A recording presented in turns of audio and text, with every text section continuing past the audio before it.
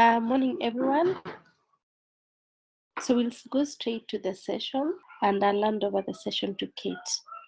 Kate, welcome. Thank you, Felicitas, and good morning, everyone. So for the agenda and flow of today's session is we have 3 hours between 9 o'clock and 12 o'clock, and it's all an access to finance session. And what we're looking at is overall by the end of this program, later on this in the coming months, we want you to have the experience of pitching your business to an investor or to someone else who needs your market, and the experience of pitching your financials to an investor.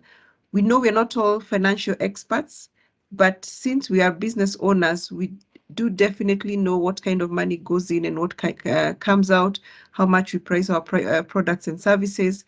So it is important that we also understand how to pitch this to an investor who is interested in the numbers of your business.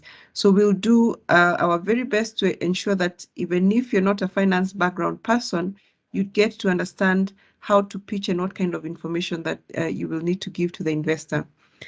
So pitching, number one, can be as easy as you want or as difficult as you feel, but ideally, since you're the founder of this enterprise, everything is at the fingertips. So what we have proposed with Joanne to do is that in every session that we hold, we will give everybody a minute to pitch their business, and then we're going to ask the rest of us to make comments on the chat that somebody can improve.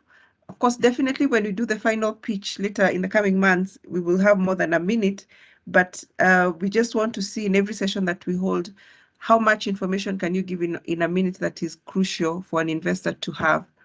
So we will start that today. We will give a minute for everybody who is on the call.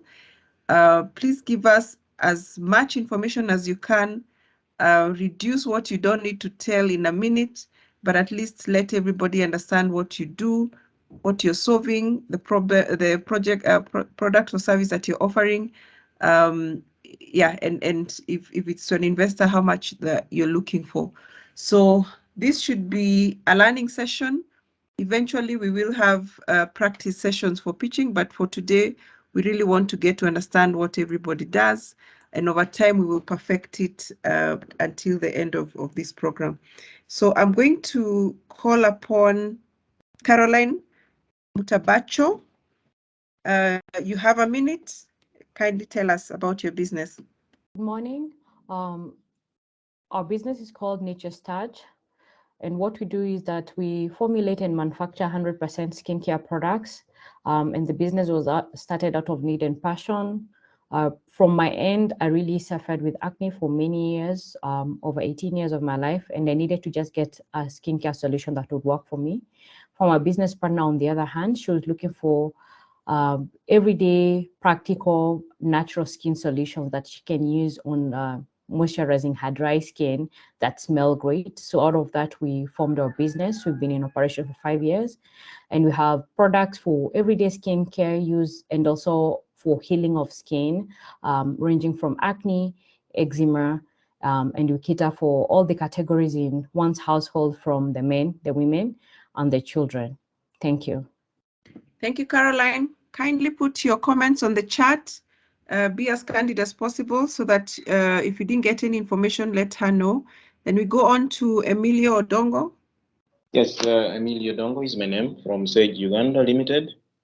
This is a company that has been in existence since 2008. And in 2012, we introduced chia seeds production in Uganda as the first company to do that. And since that time, we have been struggling with the R&D to find the line of best fit, to ensure that we got the standards for chia for Uganda in 2016. Now we are struggling with the chia oil standards for Uganda through UNBS. So being the maiden team on the struggle. It sucks a lot of energy, and here we are. Others picked up from where we started and ran away with some of the processes, and they had the capital, and they're now exporting bigger chia grains than us to Europe and the rest of the world. But for us, we are here struggling, and we believe Invest in Africa will answer some of our wishes. Thank you. Thank you, Emilio. Grace, Chichi. Okay, my name is Grace, the co-founder of Chichi Naturals. Chichi Naturals began in 2020, and we deal with natural hair products for the whole family. Our main goal was to help our farmers that we deal with to have a place to we deal with avocado oil. So our main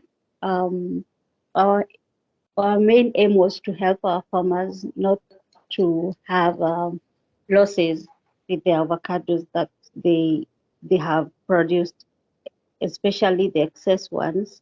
So we buy from them and make the avocado oil, which we use to produce our natural products for the whole family. Next is Marion, Mocha Beauty, Mocha Beauty. Good morning. I was about to correct that. Yes, it's Mocha Beauty. Just checking you can hear me. Yes, we can. Okay. My name is Marion Chang Businje. I'm the CEO and founder of Mocha Beauty and Skincare Limited. We started in 2015 with a simple idea of marketing and creating skincare products made out of Ugandan shea butter, because we believe it's the best shea butter out of the two. So all of our shea butter comes from Uganda. Currently, we have a range of about 35 products, which we actually market within Kampala. We're looking to expand that and to increase our retail footprint. We also export shea. We've exported some to Europe, and we're looking to also develop that as well. We're a women-owned business. As I mentioned, we've been in operation for about 6 years, and we're at the scale-up point. So we're currently looking for around $450,000 to be able to do that. So we can go ahead and start the session. Thank you for making the presentations. And we will do this, like I said, regularly in every session so that we get to practice. So for today's session, I'll hand over to Joanne, and she's going to take us through the rest of the process. I'm going to share my slides now. So today's, I'll give a review of what we will be covering today. And like I mentioned earlier, and Catherine has said, some of this information could be information that probably you have encountered before, you have gone through it. Some of you may not have gone through it, so we will take an approach that whereby you have never had some of this information. So we will be looking at, in today's program, we'll be looking at gap analysis. We'll be trying to analyze the gaps that we have in the businesses. We'll also look at fundamentals of financing. So we will look at what goes into financing. Then we'll look specifically at financing for manufacturers of natural products. Who is the category that we are dealing with? Who are yourselves? Then we will look at pitch deck preparation, how we prepare a pitch deck professionally. And then we'll have a review and question and answer session. I want to mention that as we go through the fundamentals, we'll do a back and forth approach whereby at a point we will ask you to take a notebook and analyze your business and jot it down.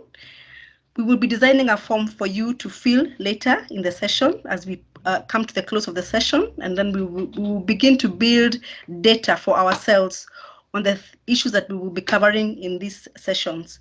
So I will ask you to, at some point, to review your information for yourself, sit down. I mean, at this particular point that we are in your notebook, write different fundamentals, different issues that we will later on look at and build a data room for us to be able to look at the end of the sessions. So I will begin with the gap analysis. Now, so when you're doing the gap analysis, we would like to understand, and this may be very clear to some of us, this may not be very clear, but we'd like to understand the industry, the category of the industry in which you are in. So for us to be able to do financing or to be able to access financing as a company, we need to understand the financing need. This means that we need to understand the financing need through the time of financing and your general cash cycle. So what I'll be doing in this, so what we need to do is in this particular session is to understand what category are you in? Are you in the growth stage of do you grow the product for yourself? I understand that some of the products like Moringa, people do grow them for themselves. So are you growing the product for yourself? Do you go and harvest it from a farmer's farm? Or do you also, are you purely manufacturing? That is, do you just buy and manufacture? So when you're doing the gap analysis, we will need to be very specific in terms of where exactly are we in, or are we in all the cycles? Are we in growth, harvest, and manufacturing, or do we just manufacture? Do we harvest and manufacture? So this is very critical for us or for every business, so that you can be able to understand your cycle. When do you need the resources, the financing? Do you need a growth stage or harvest or manufacturing? Or do you collect, or do you dry? Do you transport to the factory? So these things, this information is very, very, very critical to be able to understand where your financing need begins. So you do not skip a particular stage in your financing or your cash cycle by not identifying exactly where you are at in terms of your place of growth, harvest, or manufacture. So this information is very critical. So at some point, I'll be asking you to review and to be very specific, to pick exactly where you are at, so that you begin to understand our cash cycles as businesses. And then we also need to understand in the gap analysis as a business, the number of years that you are in business. Why are we looking at the number of years? I know this is very basic information, but this will help us to understand the traction of our businesses in terms of if it's a startup, are you requiring the push to begin research and R&D or technical assistance, or this? So the number of years depends on exactly. It helps to understand your traction of business. Now, some people probably have 5-6 years, which means they have already gone through the stage of identifying or traction stage. It means they have already gone through the R&D. They have already gone through they know their market. They understand it a little bit. So therefore, they can understand now. We can be able to pick exactly what your financing needs are in terms of where are you at as a business. So as we pick our as we look at our businesses, and as we also understand you, we require to know the number of years that you have been in business, so that you can be able to pick our traction as a business. Where are we at? What exactly do we need? Are we needing technical assistance? Are we needing grant financing? Do we need equipment? So this information is very critical to help you just know exactly where you are at, whether you're done with the R&D, you're done with the trials, and you're at a place where you can now move your business further.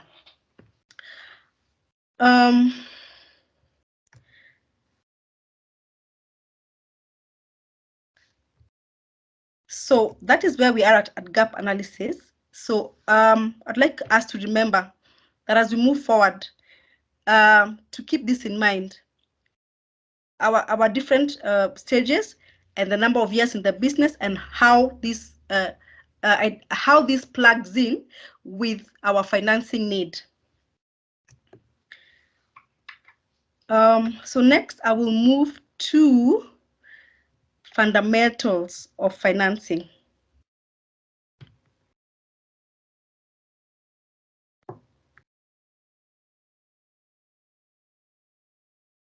Great, I can see the screen. Okay, thank you, Catherine.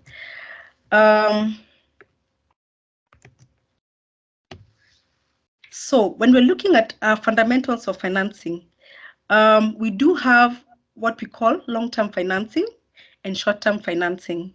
Long-term financing takes about 4 to 10 years of your business to be able to finance probably capital equipment, expansion.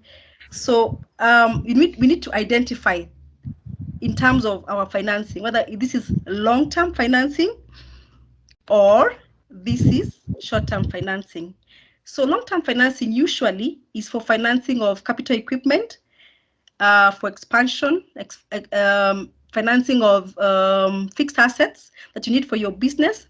And remember that as we are doing long-term financing, this is money that we are borrowing for a long period. And the repayments are for long periods of time. So how does this tie in with financing and financing need and access to finance? Now, when you identify that you need long-term financing, we need to be looking at who is going to finance you for this long-term financing, and how long will it take for you to be able to repay this long-term financing? How will you need to structure your capital or your debt or your finances for you to be able to finance this long-term financing? So this is very, very important for us to be able to identify. Are we looking for short-term financing? Are we looking for long-term financing? And therefore be able to now identify who can finance long-term financing, who can finance us for short-term financing, and how do we structure this financing in our books of accounts? Do we finance it under debt, which is borrowing? Do we finance it under equity, or do we need a mix of the same? I believe that we will be going through these terminologies in our financial projections and financial details. So I'll be able to explain to you a little bit about debt and a little bit about equity, and a mix of the same as we progress in our analysis and in our training. Like we said, long-term financing, you also need financing to identify long-term financing, because you might need to be able to get, maybe you need technical assistance, probably you need to build capacity in your organization for a long time. So it's very, very important to identify your financing need and whether it is long-term or short-term finance, so that we can be able to pick the financial and pick the period and pick the structure, how we are going to finance this kind of financing in your books of accounts and in your business altogether. Why do we do this? Because we do not want a business to struggle to make repayments for the same. So it's very critical for us to be able to understand, as a business, where do you want this financing? Who can be able to finance us for this? How can I pay? Can my business be able to pay for this financing in the long term? What is my long-term strategy of the business? Am I seeing my business in the next 4 to 10 years? So I can be able to think through my financing and be able to plug this in the necessary place for the business. And why is this important also? It is because, like we said, we don't want to incapacitate a business. Remember, this is going concern, and businesses can struggle with making repayments. So it's very important to be able to enable a business to continue with its businesses as it is paying back its loans and making repayments, and giving the you as a business owner peace of mind as an owner, to be able to focus on growing your business, to be able to focus on access of markets, to be able to focus on other things and not focus solely on how to make the payments of these loans. Then we'll also talk about short-term financing. Short-term financing usually is money borrowed between 12 and 24 months. This is between a year and 2 years. And why do we talk about a year and 2 years for financing for natural products? Because we acknowledge that some of these products are in the fields, being grown, being harvested, being put together, being stored. So as a business owner, depending on your business, you would probably require short-term working capital between 1 year and 2 years to be able to bring the product to your factory or to your premise, to be able to store it and be able to keep it for the long term, to process and to sell your product throughout your year. Remember that some of these products like avocados, like coconut, some of them have are seasonal products. So it means that they are harvested at different seasons. It means that as a business, you would need to get the product at harvest time enough for you to cover you for the next harvest period. Therefore, you would require now short-term financing for between 12 and 24 months. Now, how do we finance short-term financing? Normally, we would use short-term debt. We would probably use invoice discounting. We would use trade finance. We would use LCs and cash on delivery. And this is information that we will be discussing in later segments of our training. I just want to mention them so that we have them in mind, that we are looking for either long-term or short-term financing.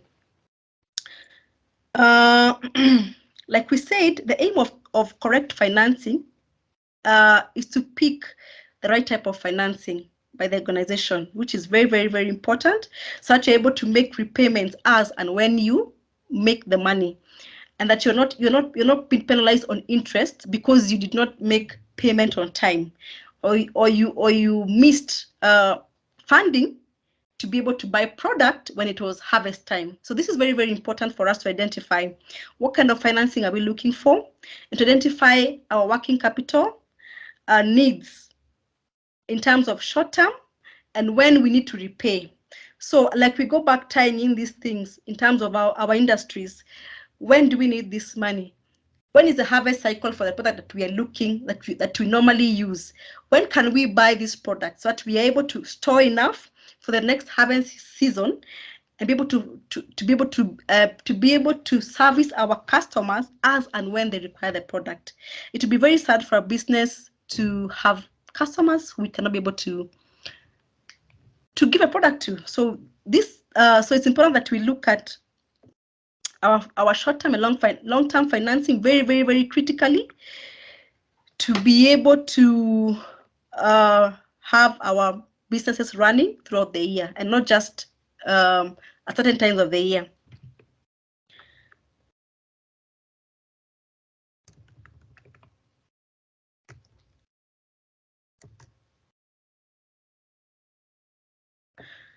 Okay, so now I want to specifically to look at financing for manufacturers of natural products. One, when you're financing natural products like the ones we are working with, we said we are looking for short-term and long-term financing. And short-term financing is identified as working capital financing. That means that we require financing to keep our work going on. That is working capital. That means short-term financing.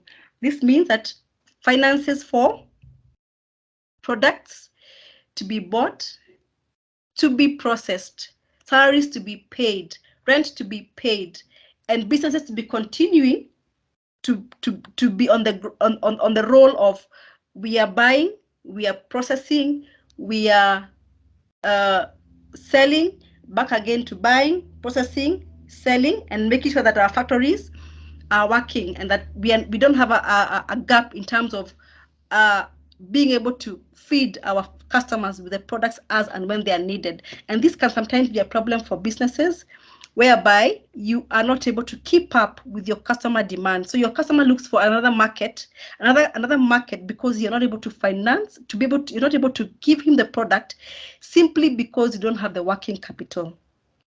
So we're going to be very interested in looking at what are our working capital financing needs. What do we need to be able to keep our businesses running on a day-to-day basis? Secondly, we will look at our capital or equipment financing. So many of us probably are in manufacturing of specifically of natural products. Do we have the correct equipment? Do we need equipment? Do we need to upgrade our equipment? Do we need equipment when to begin to process our processes? Do we need upgrade on our equipment? Do we need to make our factories more modern? So when we look at those kind of needs, we call them specifically capital equipment financing. And why do we say capital equipment financing? It's because these are specifically financing done to acquire capital equipment. And this can be achieved through fixed asset lines of financing. So we would need very, very well to identify what are our capital equipments. What equipments do we need for our factories? As a business owner, it's important to have equipment that is up to date, that is running well, that is meeting your need, that is not breaking down, that is modern. So it's important to be able to identify exactly what equipment do we want and how can we finance this equipment. So we'll be looking at those kind of that kind of need as we go into our financing needs. What capital equipments do we require? What where can we get this? Where can we source these equipments from? Some equipments are available locally. Some are available overseas, and that's why we talk about LCs. So very, very specifically, we will need to point out if we require capital equipment financing. Another thing that as business owners we do not look at is technical assistance or our human capital. Normally, what I have seen with startups is that though they are small, although they are beginning, the most important need for a startup is actually technical assistance. That is, being able to get the right technical skills to put up the business together. Now, some startups may not need highly qualified people, but some do need technical assistance in terms of R&D. Who is doing your R&D? Who will help you get licenses for you to access markets outside the country? So we know that some of these markets outside the country need to go through rigorous certification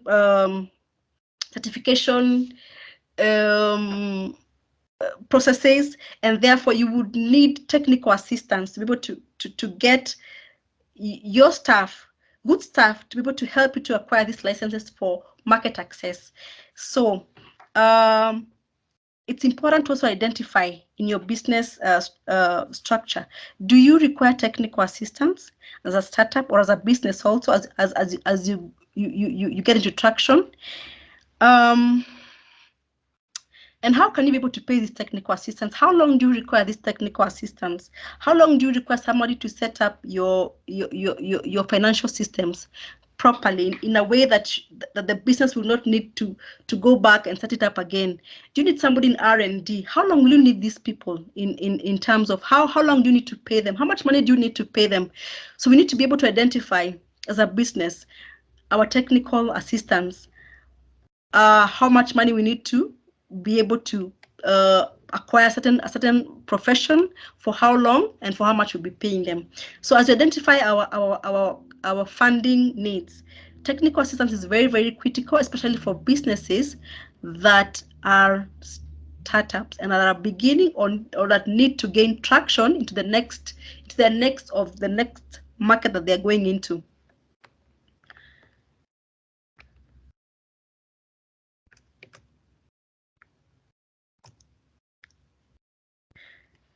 So as we make a pause here, I'd like us to take our notebooks and begin with review of financing. So where are we as a business in terms of identification of the industry that we are in? Can you be able to pick very, very clearly as a business, I am in growth, I only harvest and transport and then manufacture, or I am only puring in manufacturing? Or do I go through the three stages of natural product? Do I grow? Do I harvest? Do I manufacture? Am I in all those stages? Another thing that we need to understand, to look at as a business, can I be able to identify my cash cycle? That is, am I able to, as a business, can I be able to understand when do I need financing? From where do I need financing? Do I need financing to grow the product? Do I need financing for harvest, for collection, for transportation, for preservation, for manufacture? And then until I get to the customer, how long does that take as a business? Number three, as we review our financing, in terms of stocking, do we require to stock up product? I don't know about the avocado businesses too well, but other businesses, do we require to stock up? Do you need to buy raw material and keep it? And for how long? And how much money do you need to keep your raw material, to be able to buy your raw material? So let's begin with, do I need to stock up on my raw material? And if yes, for how long? That will help us now pick up, be able to identify our cash cycles and how we can build up on that information.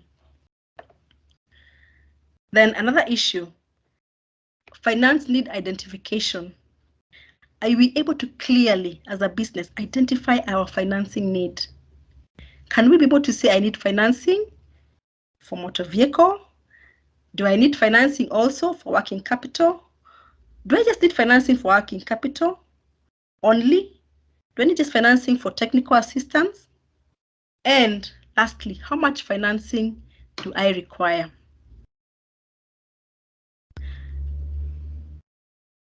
So this is a point at which we need to be looking at these kind of things in our industry. Maybe Catherine, you can help me here. How can we get feedback on identification of industry that one is in terms of growth, harvest, manufacturing? Can we all be able to identify that? Can we be able to move to identify our cash cycle, our stocking, our financing need, and the amount of finances that we need? Can we take a poll, Catherine, or can we get that in the chat? I think we can encourage everybody to give that in the chat. So if I can start off, I can call upon somebody to make that, start up that discussion. Marion, Mocha Beauty. You did mention you have several products, about 35 of those, so you're in the right category to identify these cycles. Yes. Okay. Yeah. Okay, thanks, by the way, thanks for that presentation. It's made, personally, it's given me a lot of clarity on certain things, because we're actually currently looking for financing, and it's great to be able to see how to figure this out in terms of where we are. So we're at the growth stage. in terms of where we are in manufacturing, but then now looking to get into the harvest part. So we want to start harvesting the nuts for ourselves and then doing production. Yeah. I'll come back to the cash cycle part in a bit. In terms of stocking, because there's only one season for shea in the year, we essentially have to stock up. Yeah, you have to sort of identify what your demand is going to be for the coming year, which we're also sort of grappling with because we're also seeing the demand sort of, the supply isn't quite meeting the demand. So we're trying to figure out, and depending on the year, it also goes the other way. So we have to look at how to stock to be able to supply for the entire year. We do require all the three elements. So we require the money for working capital to be able to produce, to get enough stock, which will produce enough butter, which we'll then be able to either use it within our manufacturing, or we will then be able to export it. We do need to buy equipment that will allow us to process, because what we've been doing is value addition. So we actually have to purchase the equipment. And then also on top of that, we do require technical assistance because there are certain areas which we don't have in-house capability for. So or at least to be able to do it right. We've got an idea, but then now to get into the detail of it, we do require that. I'm just trying to get through and figure out some of the numbers that are required with all of this, but that's essentially where we are. Does that help a bit in terms of giving clarity on where I am? Yes. Yes, it does. Go on, John. Yes, it does. Yes, it does give clarity in terms of exactly what you need. Yes. So I can ask a question, Marion. You did say you have one harvest season a year and you have 35 products. So what are the quantities you need to warehouse, to process throughout the year and catch up with the next harvest? And do you have that space to warehouse? Yeah, so the pre-planning around that. So that will also help you in the cash cycle identification. Okay, so far what we've been doing is that we've been buying the processed butter. So we have about two suppliers actually who we buy the already processed butter based on what our requirements are. So that we've been using to do value addition, and then so for that we've sort of been purchasing on a need to manufacture basis. So for example, if I need 100 kilos of shea butter this week to produce the products which I'm making, then I simply just buy it, and the suppliers always keep stock for me. So that has been sort of on a demand basis. Now, what happens is that because we've started getting into the export market as well, you can have a situation where somebody will come and ask for a ton or 2 tons or 10 tons. And because we've actually been now looking at that as a new revenue stream, you have to plan for that.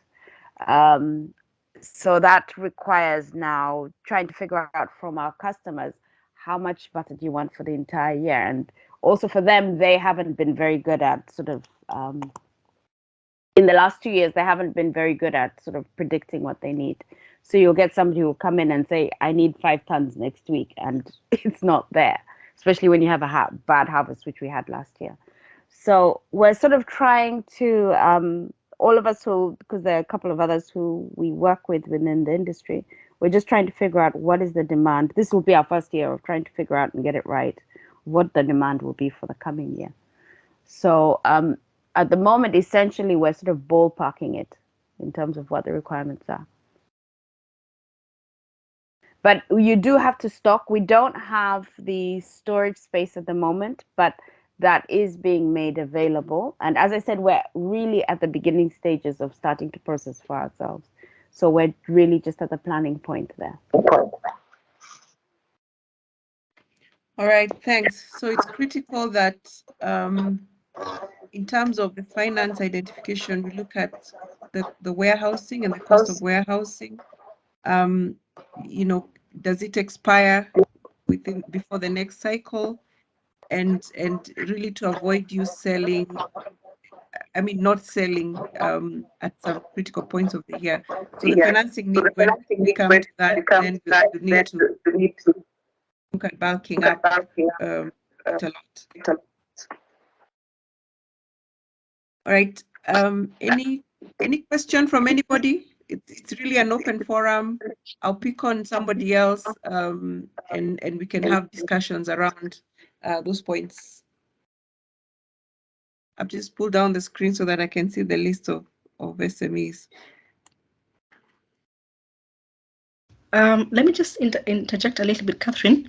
Maybe I know some people probably may not have the answers, all the answers together. They could just give us what they have as they're thinking about in the background, and as for the session, how they will be able to pick these other issues.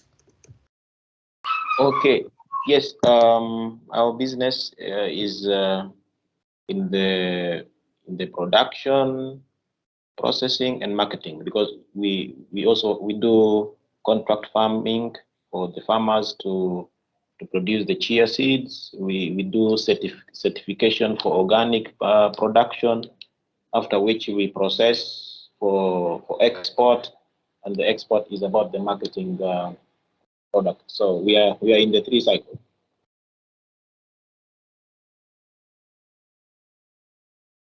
Are we there?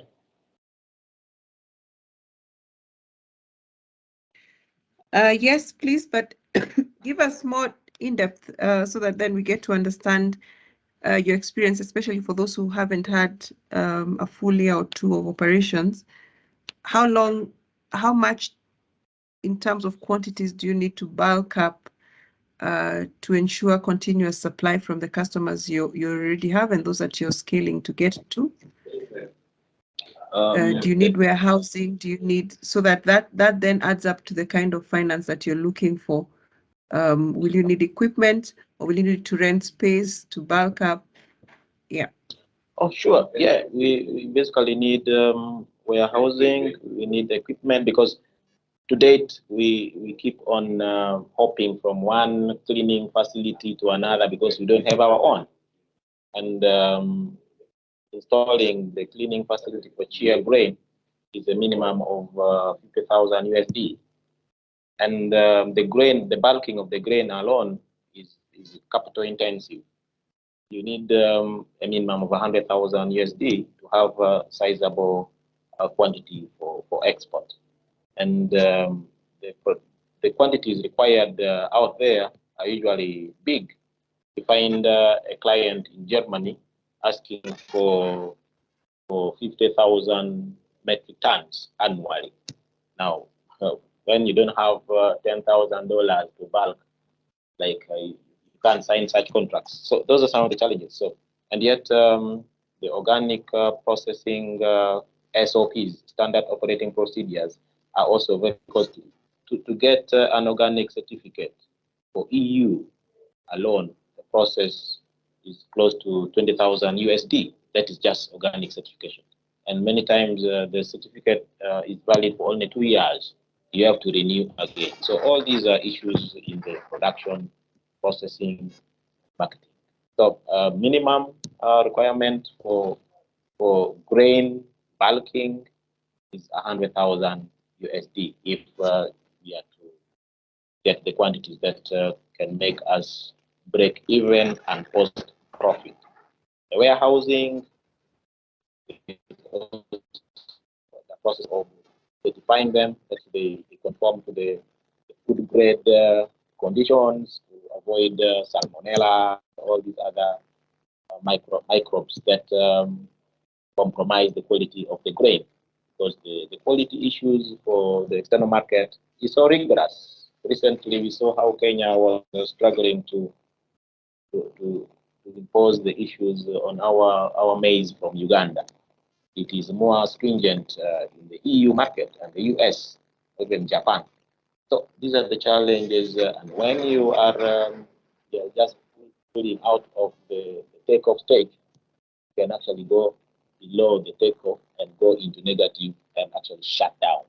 So we believe this initiative with Invest Africa will be an opportune moment to hold our hands to how we get out of bag of if I may call it. Thank you, Emilio. A hand is raised from George Tecoma. Thank you very much, Catherine. My name is George William Itiamat, the Executive Director at Tecoma. Tecoma Uganda is an NGO, but we're also a company limited by guarantee, meaning that we are currently actually a hybrid NGO, the NGO with the programming, but also running a social enterprise in Moringa value chains. Moringa value chain, shea nut, but we actually do a number of things.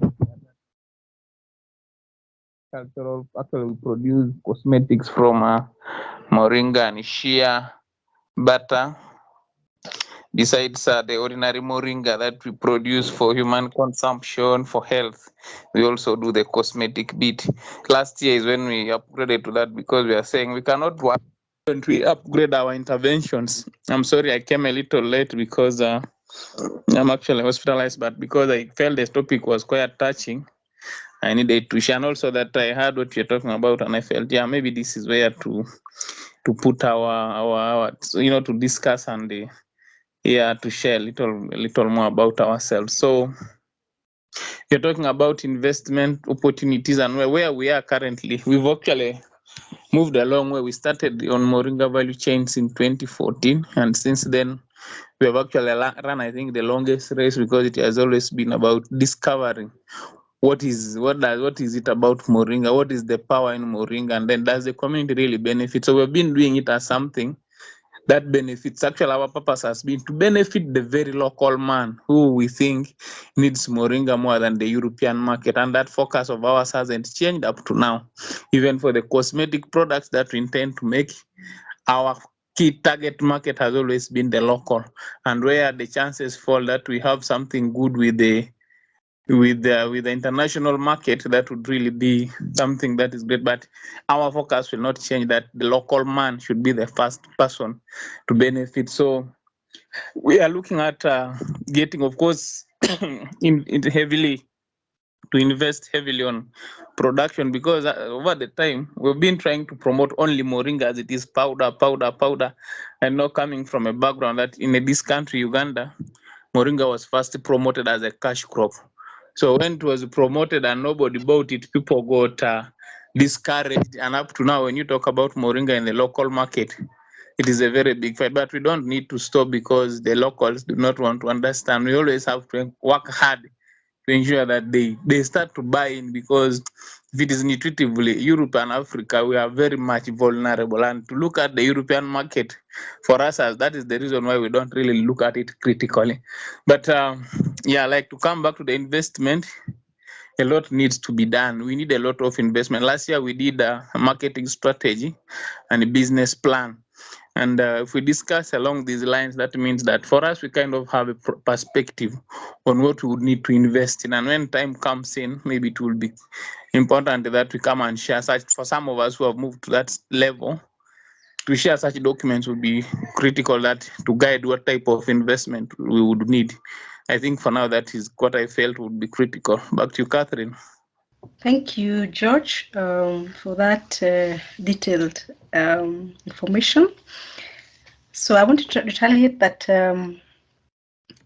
we're very keen at this particular session to be looking at our financing need and the amount of financing that we would require. And are we able to identify our cash cycles? Maybe we could share a bit about, are we able to identify our cash cycles? Can I pick a name here in the list? Let me see.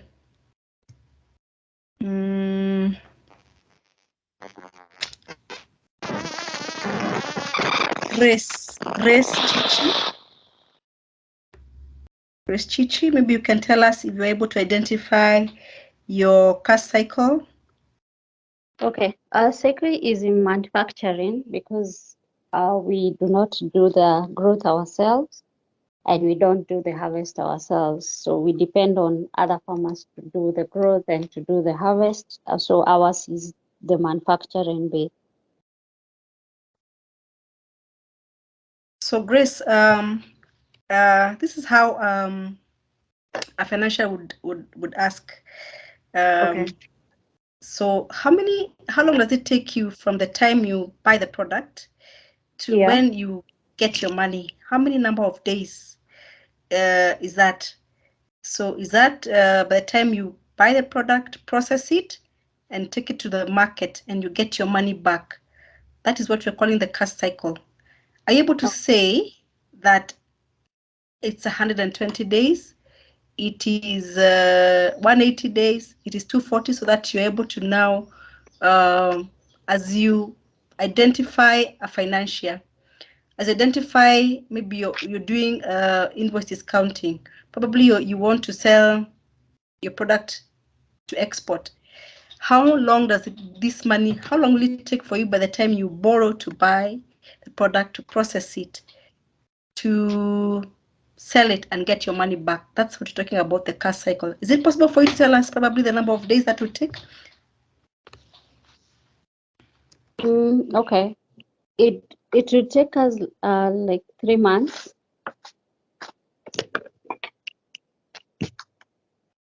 Hello. So 3 months is 90 days. It's 90 By the days. time you Yeah. buy, okay, great. Yeah. Okay, great, Grace. If that is okay. So in this case, you don't need to do any stocking.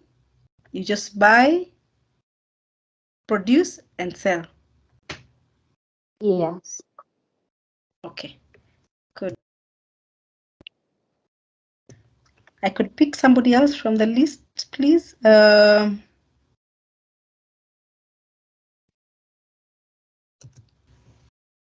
We have Angel, but I'm not sure if Angel is from Sage. For Sage Uganda, as I mentioned, we are in chia seeds, chia grain, and we are in both the promotion of the growing, because ideally our Kenya market wants the organic chia, and the organic chia requires the certification. So that process takes about 120 days through the process of the registration of the farmers, distribution of seeds to them, and then applying to the certifying body, come and do the audit in the field. So that's about 120 days.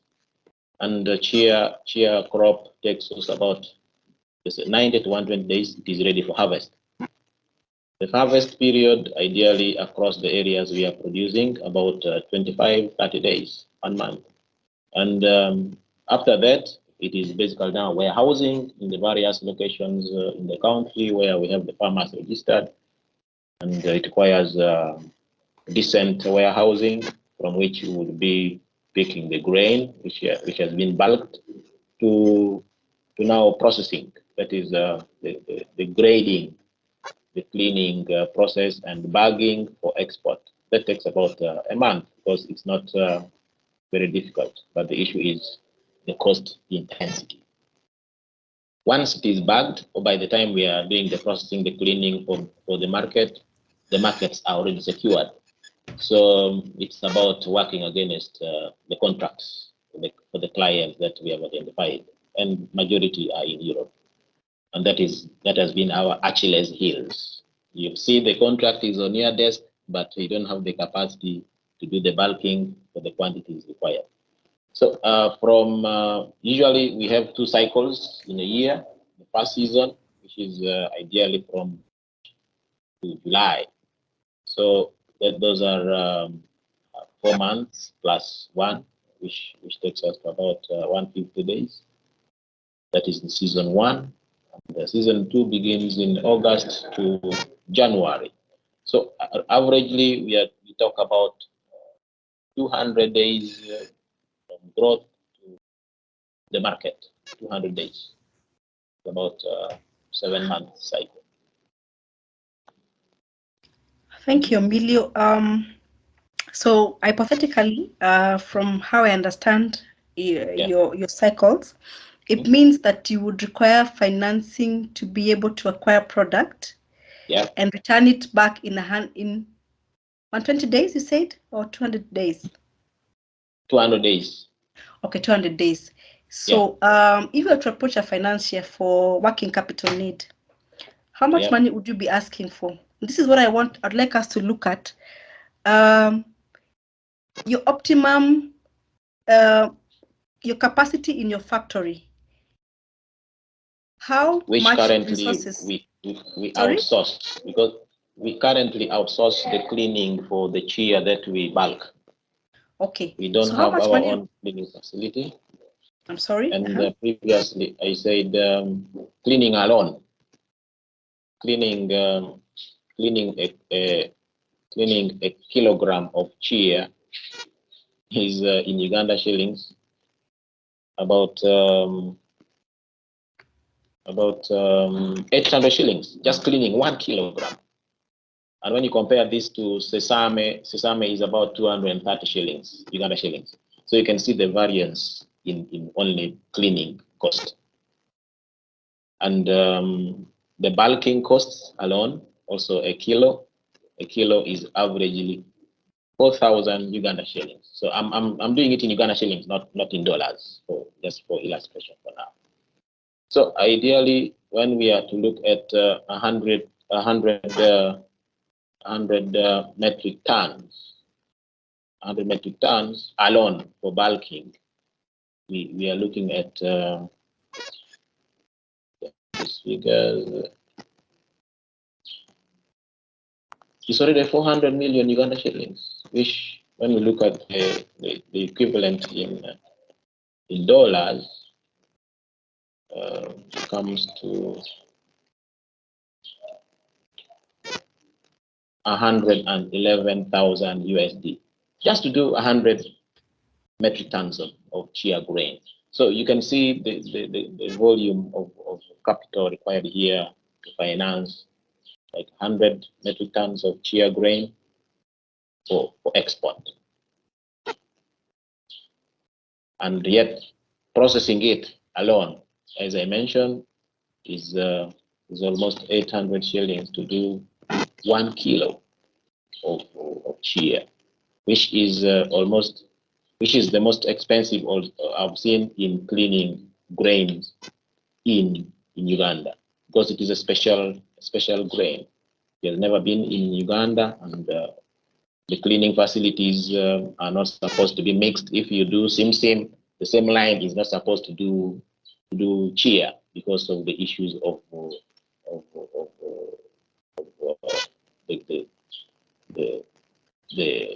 the makeup. Some of the components are not supposed to be mixed. Cholesterol issues, because it is marketed as cholesterol free. Yet you have some other oil grains having cholesterol, which the client in the market don't want to mix. So all these are quality issues. Okay, George. Thank you very much. Emilia, thank you so much.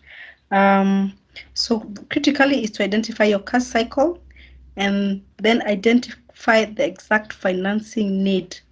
If you're looking at working capital, what exact financing need are you looking at? And what is your cost cycle? When do you need the money, and when can you be able to pay back this money? Thank you very much. Like I said, we are in the growth, we are in the harvesting, we are in the processing, we are in the marketing. So money, operational cost, operational financing is required across all these stages until we get the market. And for the money to get back, ideally, it takes averagely of these 200 days, because it is after we have sent the container, that's when the money comes back. And the terms of payment we have experienced over the period, the clients want to do an advance of 20%, and then on loading, and then when they see the documents, the bill of lading, that's when they do another 40%. When they have received the goods the other side, then they do the balance. So you see how, and for the container to leave Uganda to reach Berlin, port of Berlin, or goes to Greece, it takes about between 15 to 30 days, depending on how quickly the vessels have been available. So all these are issues that delay the cycle of getting the money back. But ordinarily, we are talking of a cycle from growth, harvest, processing, marketing. Average, we are talking of 200 days. Thank you, Emilia. Thank you. That's a very good explanation. And I'm sure you're able to identify exactly working capital and the quantities that you'd require. Yeah.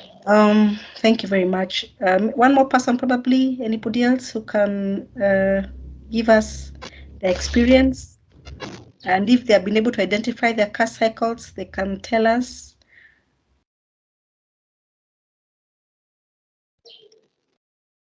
Yes, I have. Can I submit also? Yes, go ahead. Okay, so currently on the manufacturing side, we're seeing a cycle of about, depending on the retailer, anywhere from 60 to 90 days. So that's from, receiving the raw material to production to getting a payment from a retailer. I think once we add in the harvest point, I can see that expanding to about to over.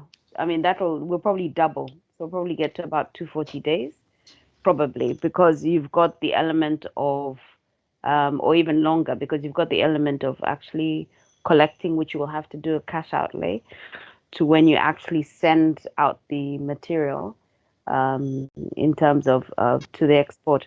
But for us, we've sort of started off slightly different, where we ask for the bulk of the money first, in terms of commitment when the contract comes in, and then we request a final payment by the time the product is with the shipper. And so far that has been acceptable. So we're probably seeing our cash cycle move from about 90 days probably to about 240. That's what we're predicting. Okay, great. Awesome. Anybody else?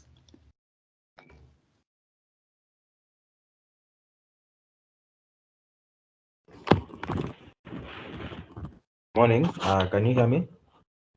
Yes, Joseph. Yes.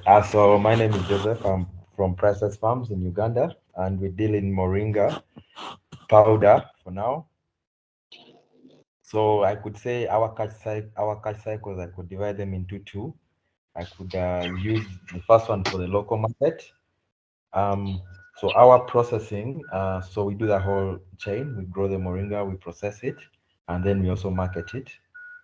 So normally, once the rainy season is on, it takes us about a month to start harvesting moringa after the initial pruning. Then processing takes us about a day or 2 days at most. Then packaging takes us another 2 days. So in total, it takes us about 5 weeks to have the product produced and ready for the market.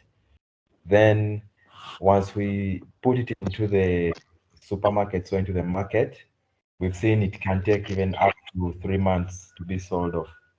So for the local market,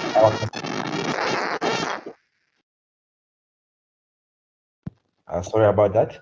So for the local market, our cut cycle can take up to about 4 months. But then when it comes to the international market, because during the off-peak, we also do bulking up of the orders, sorry, like of the moringa. So let's say if a client orders for 100 kilos, and we have already 50 kilos, we request them to give us 1 month to produce, and they make the payment of 100% the day when we are sending them the product. So we have to receive the entire payment before the product leaves the country.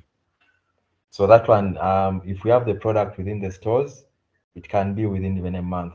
But if we don't have, depending on the quantity they need, we request for that amount of time to produce what they need, and then when we are sending it to them, that's when they make the payment. Thank you.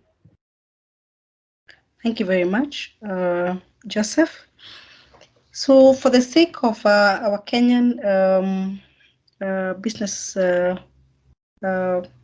Matthias, guest, you'd like to say something? Introduce myself. I'm Mulumba Matthias. Actually, I'm here for Moringa Uganda General Supplies Limited. We were for another training in Kampala with Joseph, Felista, and David. But we traveled late, and I joined the meeting late. But I just wanted to have something to say that I'm also in the Moringa growing, processing, and marketing. Actually, I fall in the 3 cycles you are talking about here: growing, harvesting, and the manufacturing. Otherwise, I'm a kind of startup company which started in 2020, and we produce powder from moringa leaf, and we also produce moringa oil from moringa seeds. Okay. Otherwise, I'm very grateful with this particular topic of discussion today concerning finances, but I'm yet to study. Then I'll talk. I'll decide where I fall. But so far, I'm in the process of also constructing a moringa plant, which will be able to do the same things. But apparently, I'm producing moringa powder and oil at the cottage level. Okay, so we are constructing a plant which will be customized, particularly for handling these things. But for now, we use the smaller machines. But in the future, definitely we shall have to put these things in one place, such that we shall request for funds, particularly capital equipment financing. I think that's the most necessary financing that we shall need for this plant. Thank you very much. That's what I can say for now. Thank you very much. Thank you. Thank you very much, Matthias. Thank you for articulating your need. I hope that you'll be able to put together the resources, that the amount of money that you would require for capital equipment. Okay. So I know most of our business colleagues in Kenya are doing avocado. Probably I'll give Catherine an opportunity just to help us understand the cash cycle for avocado a little bit, and then we can wrap up on that. Thank you, Joanne. I'm just sharing the screen. Though I think from the lists, I saw Tintan from Uganda that also does export of avocado. So what the slide I'm going to show is a sample, and just a second. And ideally, when we make the PowerPoint slides that we're going to, to make the pitch to an investor, it would be critical information. So this is a sample that we've previously done with a client who does export of avocados from the port of Mombasa to Europe. So if you can, here, this is just averages based on one container that is packaged in 4 kg boxes, and you can see the sales value. So this, like I think a few SMEs have mentioned today, they don't grow the avocado, they actually buy it from farmers contracted in central Kenya and they have to go and procure. It is delivered either in their own trucks or hired trucks to their packaging facility, which is still in central Kenya in Nairobi. And then after that, so you can see the first point on this timeline is the procurement, which they have to pay cash to the farmers. So at that point, they need about 26,000 euros to fill one container. And then now you multiply with the containers that you need. So they have to buy and pay cash.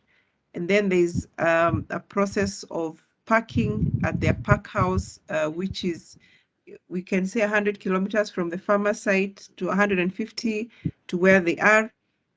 And then from Nairobi, it is transported to Mombasa. And then from Mombasa, so what happens when you see this MPG, this means minimum price guarantee. So they already have a client in Europe. At the point where the goods leave the port of Mombasa, they are able to get 50% of the value of the invoice. So you can see now where their first cash cycle starts. So to any financier, they can tell them that if you lend us 26,000 euros, at least within, by the time the goods have left the port of Mombasa, we will get 50% paid. And then there's a travel between now the MPG point of payment to Europe is about 25 to 31 days. And then offloading and taking to the final client, the checking, the vetting, they'll be able to make the next 50% by the 40th and 50 days. So to a financier, they're able to see that at the point of financing 26,000 euros, within the first 12 to 18 days, the client will have paid this business 50%, about 17,000 euros. And then within the next, up to the 40th, 50th day, you get another 17,000 euros. So to a financier, then it gives them comfort that they don't have to wait for the entire container to go. The risk is it is either lost or goods are not accepted by the client, or all that. So this gives comfort on that, this kind of financing. So such an outlay, and everyone, there are people who are saying 120 days, others different. But if we give this kind of timeline to explain to somebody that I procure or I produce, so if you're producing, then you have to give the timeline T. That T means time from time zero days all the way to the final payment, so that a financier is able to see the flow of goods and the flow of money that comes along with that. So this would be a very good slide to explain a cash cycle to a financier. Of course, now the backup slides for this is how many boxes are in a container, what's the size of the container, the values, and all that. Yeah. Over to you, Joanne. Thank you very much, Catherine, for that elaborate explanation of what a cash cycle is and how we can come up with a cash cycle.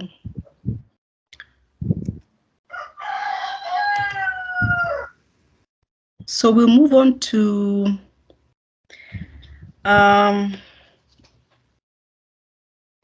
our next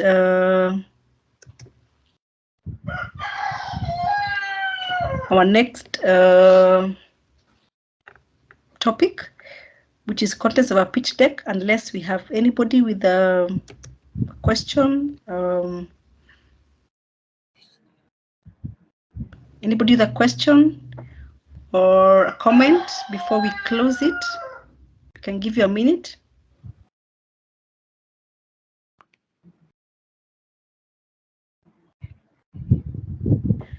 Okay. So as businessmen and women, we have been able to identify our industry, and we know where we are at. We know our cash cycle and our stocking, and we have been able to identify our financing need and the amount of money we need. So what next from there? What next from here? Next is, how can we do a pitch? How can we approach a financial? Now we are confident enough. We know we have, we know how much money we need. We know when we need the money. We know this is short term or long term. Now, how can we talk to a financier? Normally, when we approach a financier through a pitch, and we need to prepare a pitch deck. Why do you prepare a pitch deck? It just gives a financier, it's a teaser. It's like an appetizer to the financier. Should I listen to this business person? Should I engage myself? Should I engage my time in this business? Is it worthwhile? So a pitch is basically like an appetizer to a financial institution to know about you, to understand you, and you don't need to give them a lot of details because you just want to entice them to now get into the main meal, to understand what you do, your business, if they want to if they need to finance or want to finance you. So the pitch deck is a teaser. It's a brief of who you are, what you need, how much money you need, and it's just an appetizer of to help the institution know you and just teach them to court you more, to understand you more, and now eventually to be able to give you money. So what are the contents of a pitch deck?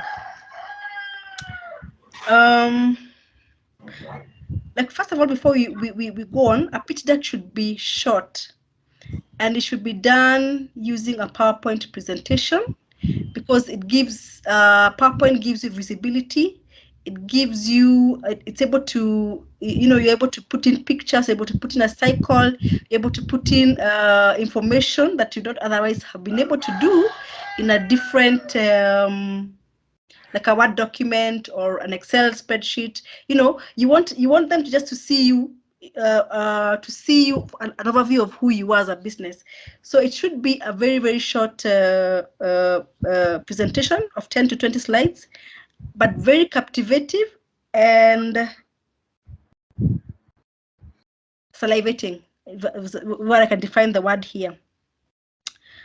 Now, so what do you need to do? What do you need to look for or to put up a pitch deck? What do you need to be talking about? One, you need to be very clear about a problem. Explain to your investors very briefly the need that you're addressing with the aim of getting the investor to like you, to buy into your idea, to like what you're doing, to like the business that we're getting into.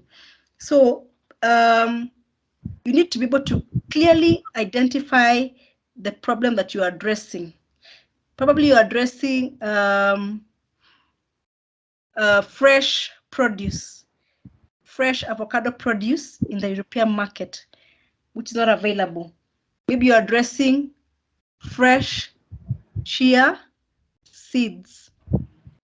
So you need to be very clear to address the problem that you're talking about, with the aim of getting the financial institution or the investor to buy into your idea. Remember that we are into business to solve problems. So you need to articulate that problem very clearly to a financial institution or to an investor of what you're doing. And what is your aim is to get a buy-in, is to get them to like you, to get them to be more interested in what you're doing. So number two, so this needs to be very clear and very articulate of your problem, and without leaving room for guesswork. Don't leave room for doubt. Be very, very clear with what your problem and how you're trying to solve the problem. Number two, in the pitch deck, you need to identify the solution that you're offering to this problem. So, for example, I talk about the beauty products that Mocha Beauty is doing. So so the business is probably about natural products for African skin that are natural and chemical free, and that utilize our natural the nature, or the products we have on nature. So you need to articulate the solution very, very clearly of what you're trying to solve. So you're solving a gap in the market as far as natural products are concerned for African skin, and you can now articulate the different type of skin that you are looking to solve for. So when you're doing the pitch deck, remember to put a solution to the problem that you are articulating. So you need to be very, very, very, very you need to be very clear on the solution that you're providing as a business, so that the investor can now see that there is business for you, because we are in business to solve problems. So if you're not solving a problem, then you may not be in business. So you need to be very clear that you're solving a certain business problem for you to be in business. Then next, in the same way, how big is the market? And in terms of the overall market, what market, how big is the market you're addressing? So first and foremost, as business people, do we understand our market? How big is our overall market? And how big and how much of this market do you want to address? How much what is your percentage in this market that you want to address? Maybe you would say I just want 5% of this market. I want, out of a total market of 10 million people, I just want to address 5%, which is, you work that out. So do we first and foremost understand as a business how big is our market in terms of our numbers, and then what size do you want to address? Because you can't be able to address the entire market, otherwise you don't have capacity for that. So what is the section or the portion of the market that you are trying to address? So are you able to articulate as a business to say that I want to address 2%, which is just this number? So that gives an investor a feel that you understand the market that you are in very, very well, and that you are not how do I put it? You know that you cannot meet the entire market, and you know your niche market. So you know what you're doing in the market. You're not trying to get the whole cake. You know the portion that you want, and that you understand that portion very, very well. So as an investor, this investor now knows that you understand the business that you are in, and you understand exactly your need or your niche in the business. So articulate your market size very well, and the portion that you want to address in that market, so that somebody can be able to now see that you understand the market that you are working in, that you're not just in the business without understanding the facts of the business that you are in. Then in the same way, you need to address your business model. How does your business make money? So you need to be very clear that I collect my money, I make sales, and I collect my money in form of cash. Okay. Some people make money in terms of royalties. Probably you are into a business where you produce and you make your money through royalties. So you need to be very, very, very clear that your money is made through royalties. And like for those people who are in contract manufacturing, you need to be very, very clear that your portion of contract manufacturing is you're making your money from charging a kilo of manufacturing, as opposed to the entire manufacturer. So you need to be very, very clear that your business model is contract manufacturing, and I charge 3 shillings per kilo to make my money, and my cost of production, as you understand, is 1 shilling, and therefore I make my 2 shillings from contract manufacture. So you need to be very, very clear on those details, that I am specifically in contract manufacture, and this is how I make my money. I get raw material from the farmer, and I just produce on contract and pack. So these things need to be very, very clear to an investor that this is how the business makes it money. So that you can able to, you can understand, if I put my money in this business, then how will I be able to, how is this business making money? Will I get back my money or not? Will I have to wait for you know, for a very long time to make my money? Are other players taking a share of this money that you are making? So it needs to be very, very clear how you make your money and who else is interested in this amount of money that you're also making, where like contract manufacturer is concerned. So this model needs to be very, very clear for a business that has a different or a model that is not very common to other normal types of businesses. Then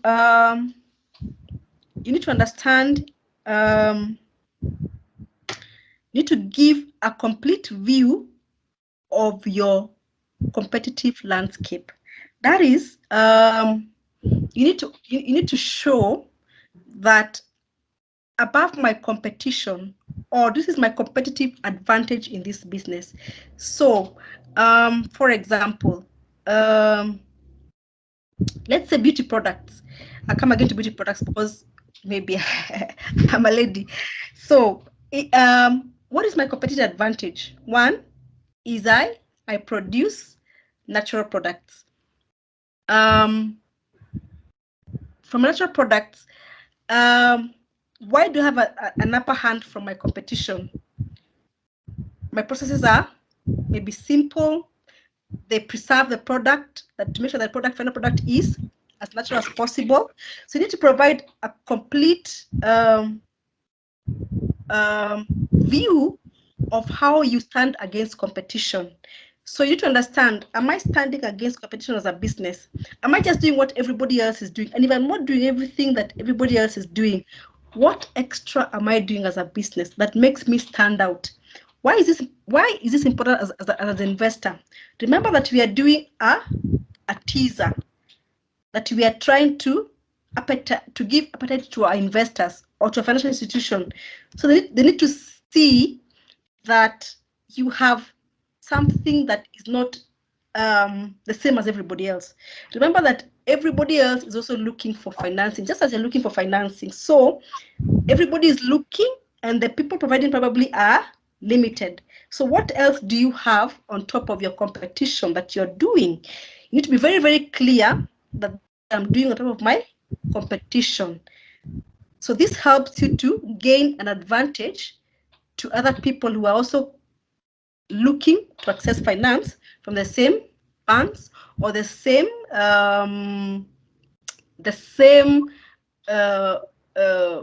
asset financing companies, the same impact investors, the same grantors. So what else are you doing above the competition? You need to be very clear in what you're doing.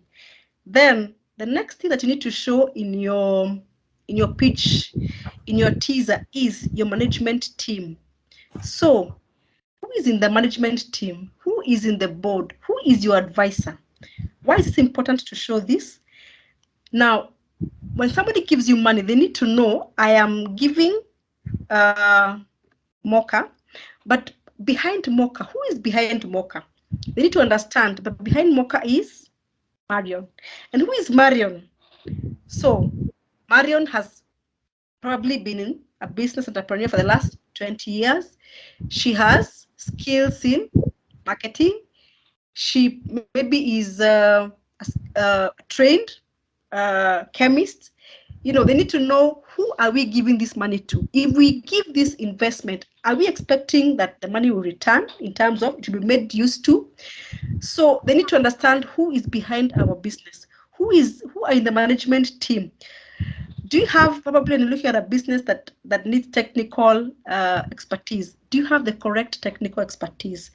Do you have people in your team who can handle the technical nitty-gritties of the business? So once you get money, will you get money and produce a substandard product because you don't have the correct technical team? So we need to understand as an investor, who is behind this business, how many years, the integrity.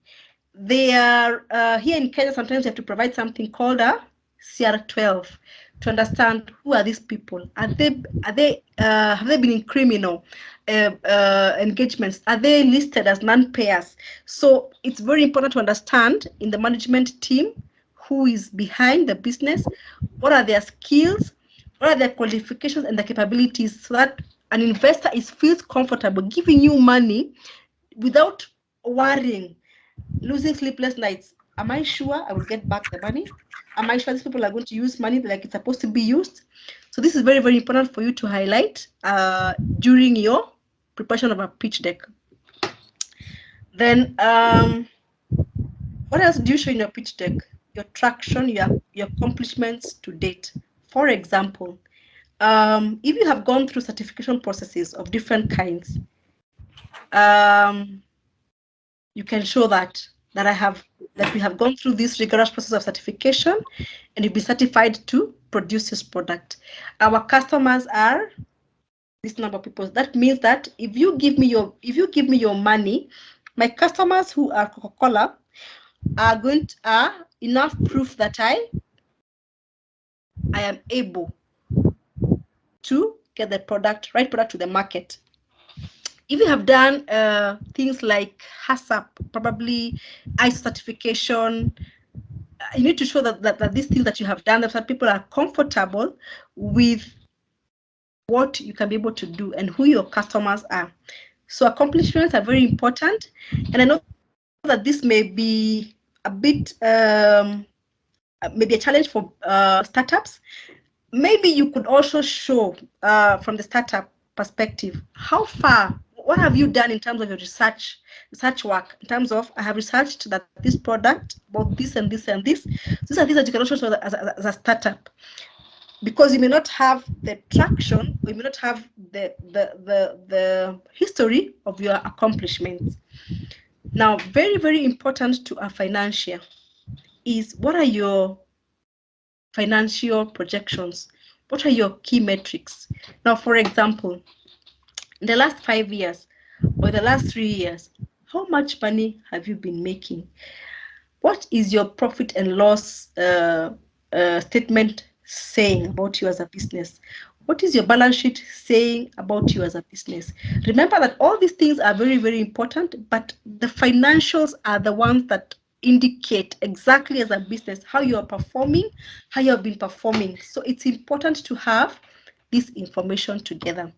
Now, I know that bookkeeping and putting these things together may be a challenge, but it's important that we find people to do it for us, people who are professionals to do it for us, so that we are able to show that we have numbers for the last 2-3 years, so that people can trust us with their money. Our history is also our CV. So what's our CV as a business? It is our financials for the last 3 to 5 years. And then another key thing that a financier wants to see is, okay, you are saying that you need say 100,000 USD today. If we give you this money, what do you project to do in the next 2 years with this money? What's your projection in terms of, what is your growth? What is your financial position eventually? You see, when we borrow and when we're in business, we are borrowing to make money, to make progress. So for us to be able to show that we need the money, we need to show that we're also making progress where businesses are concerned. So we need to show that once we get this funding, once you finance me, I can be able to pay you back, and at the same time pay back the interest for the money that I have borrowed. How do you show this? This is through a projection of the future, that once I get this funding, I will be able to increase my sales by this amount and increase my profit by this amount, and therefore be able to pay back this money. So this information is very, very critical, and we must be able to provide it. That means that where we don't have the information, we must be able to prepare it. and then be able to show it. Okay. Then lastly, how much money do we need? What's our ask? So you've given all these things, your problem, your solution, your market size, but you need to summarize with, once you give me this money, I want this money and I want it in debt. I want it in equity. That is probably convertible in the future. I want this money is in asset financing. So we need to show our how much money we need and in what form. What's our preference? Do you want this money to be put as debt? Do you want this money to be paid over, as equity over some time and then given back to the financiers? You need to be very clear as a business. What is our financing strategy? What's our capacity as a business to finance? Can you be able to carry debt? And how much debt can we carry? And for how long? And if we cannot carry this amount of debt, can we convert this debt to equity?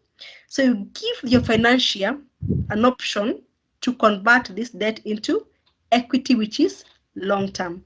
So as we are preparing this pitch decks, we need to be very, very clear on these issues. Why? Because this is a teaser. This is a call to look at me, call to quote me as a business, call to understand me, call to understand me as a business and finance me eventually. So what is our aim for a pitch deck? Is to be able to eventually get funding. So it must be interesting, very interesting for someone to want to now get into the nitty-gritties of our business, of what we do, of to come and visit our factories, to come and hear us talk, to people to understand our financials better, to get into our financials better. So it's important that we are able to be very, very clear, professional, that we need this money and for this, and this is who we are.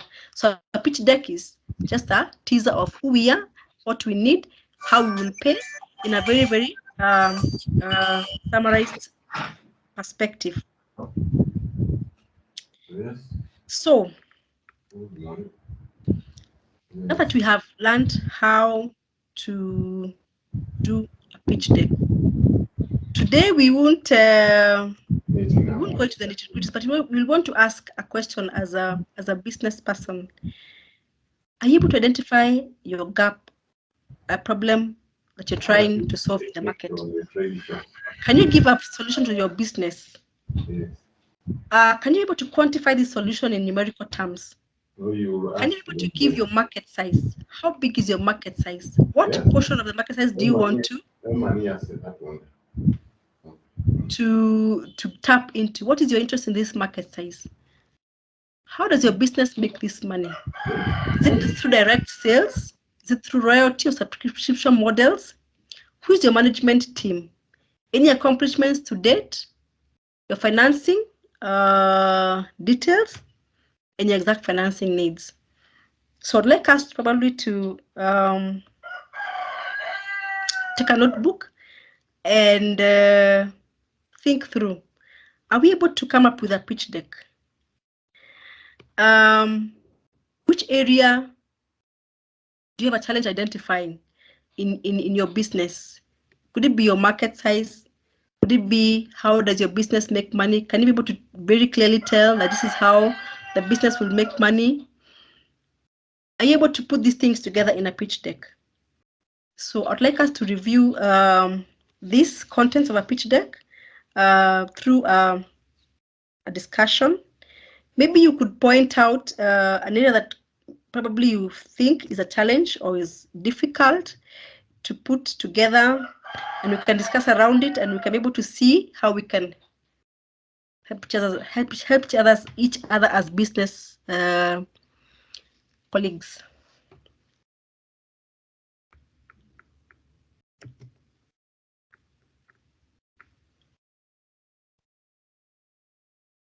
Are we together?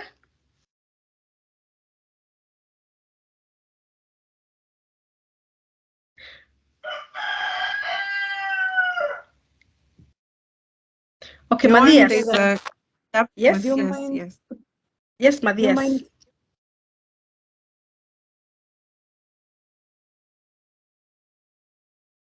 Someone else was talking.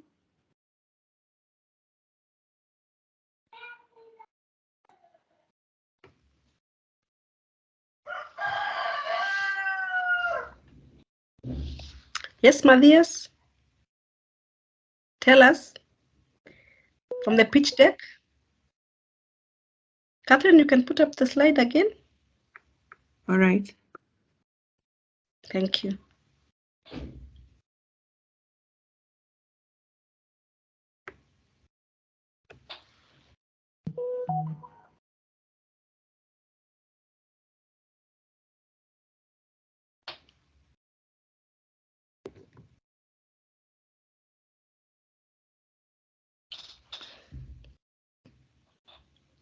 Okay, do you have any challenges? We can discuss around how we can help each other in terms of, is there problem, articulations, solution? Rosemary? Yes, Rosemary? Rosemary Moita?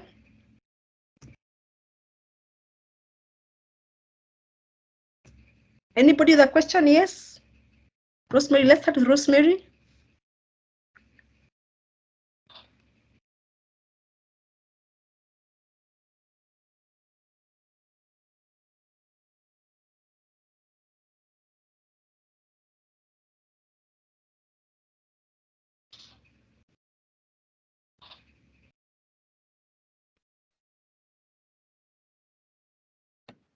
Anything we can clarify?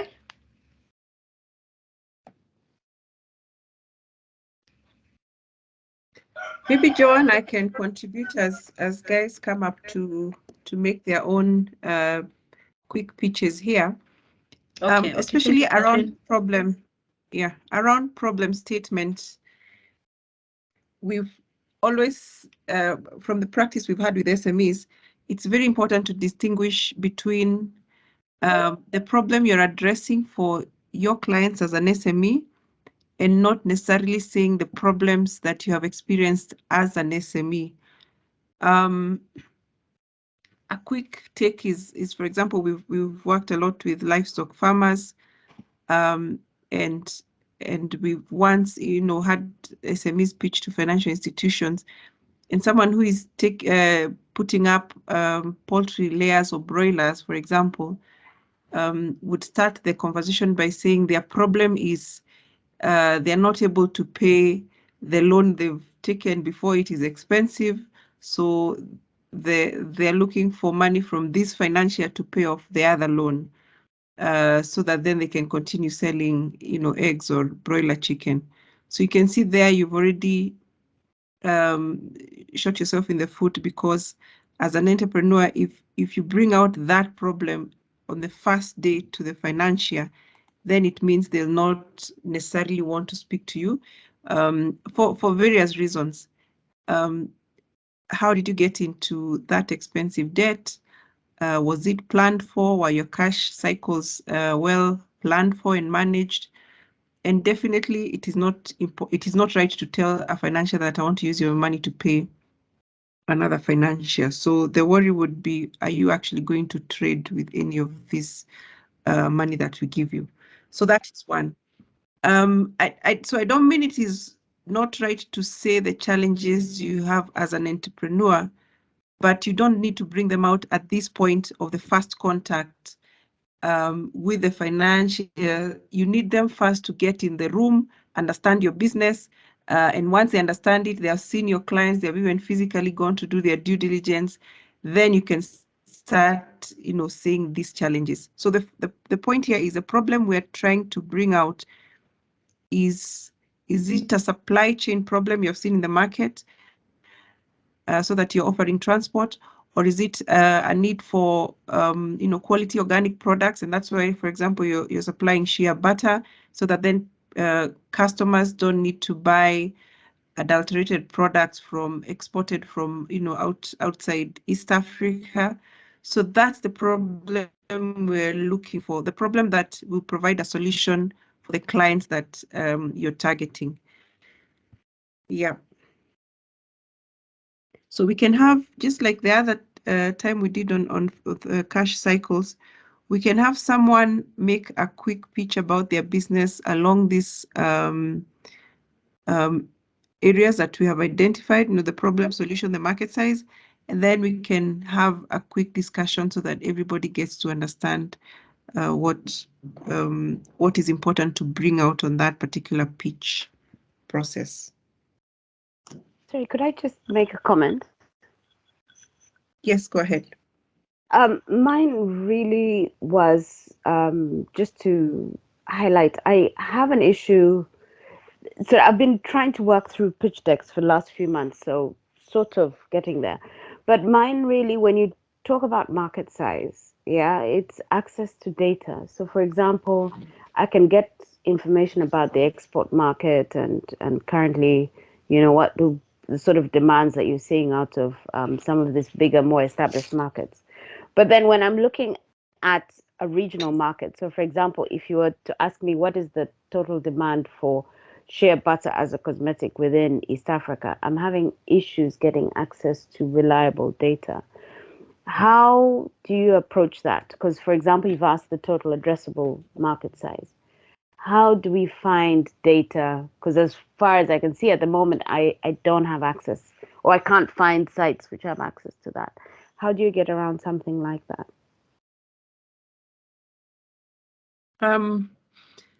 I was quickly trying to remember the sites that we have gotten data from.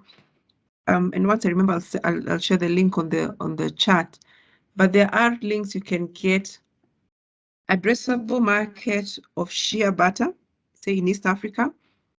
But if that is not coming your way, it is still important to tell the financier that, because anyone going to shea butter probably is coming to the organic, side of the conversation. So they've probably been using other cosmetics that were not helping. You said acne was an issue. They've tried everything. So if you're able to get the data on the addressable market of cosmetics, specific to the area you're looking at, beauty. So we're not looking at makeup here, we're looking at, oils for beauty. It's still something that you can provide, and then still direct them to the fact that your product may fairly be new in East Africa, because I believe shea butter in West Africa is much more consumed on that side. So you look for ways to explain that market, or go down to those that are looking for organic beauty products. That may be another range that has hair products and all that. So it's important that we don't leave it blank, because a financier would want to know, is it a green field that you're getting into, and that becomes very high risk to finance, or is it an existing market? So people who love organic, that's your existing market. So you just need to narrow down on what kind of organic beauty products. There are those that are food products. So as much as you may not get data specific to East Africa, you can create another benchmark so that they get to understand that you're not a greenfield, like it would be very risky to finance you. So as much as information you can get, please put it there.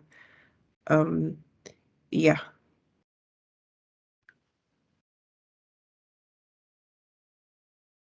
Okay, thanks. So for example, I managed to get some data off, I think it's the CBI website but that captures Europe well, but I would gladly welcome some other resource sites for data. All right, I'm just checking what I have, and I can share it as we talk.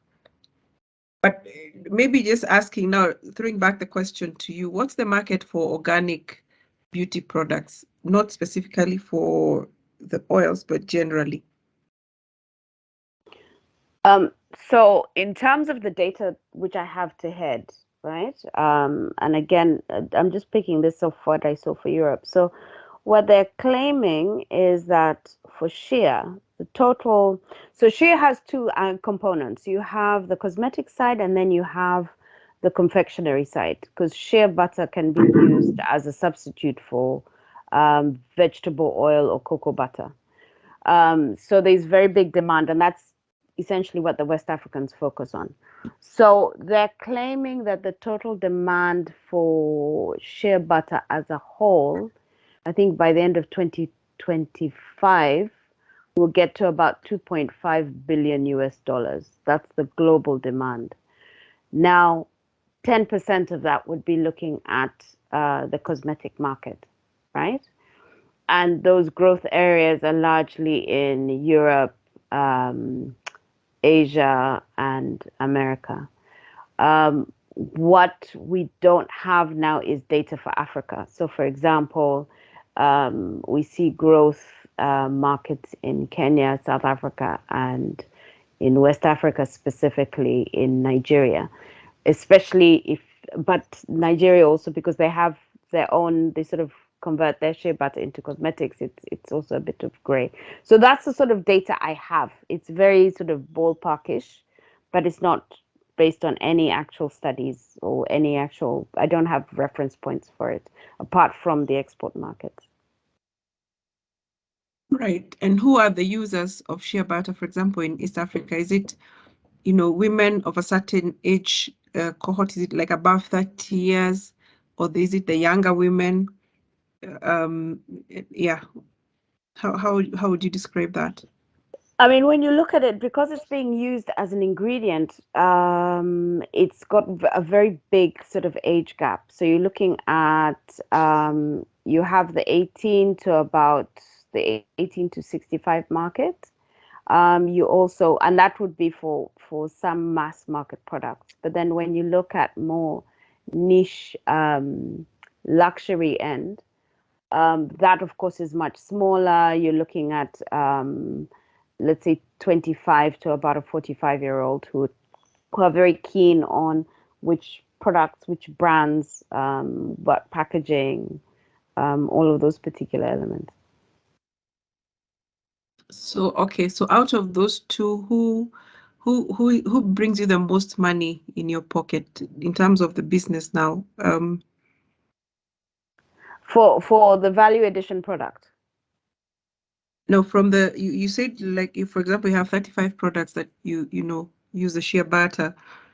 In terms of size of wallet, out of all those, so which age group and which product makes you the most money, Actually, or brings you the most revenues? The interesting thing is, okay, the export market is the biggest market for us, yeah, in terms of the raw butter. And that is sold to other cosmetic manufacturers.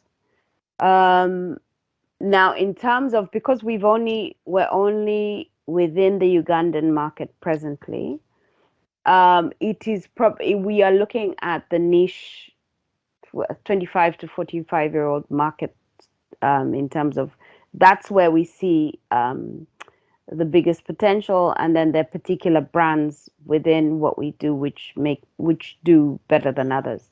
So the butters, essentially, so we have butters, we have lotions, we have creams, we have soaps, got all of that, but the butters seem to do the most volume.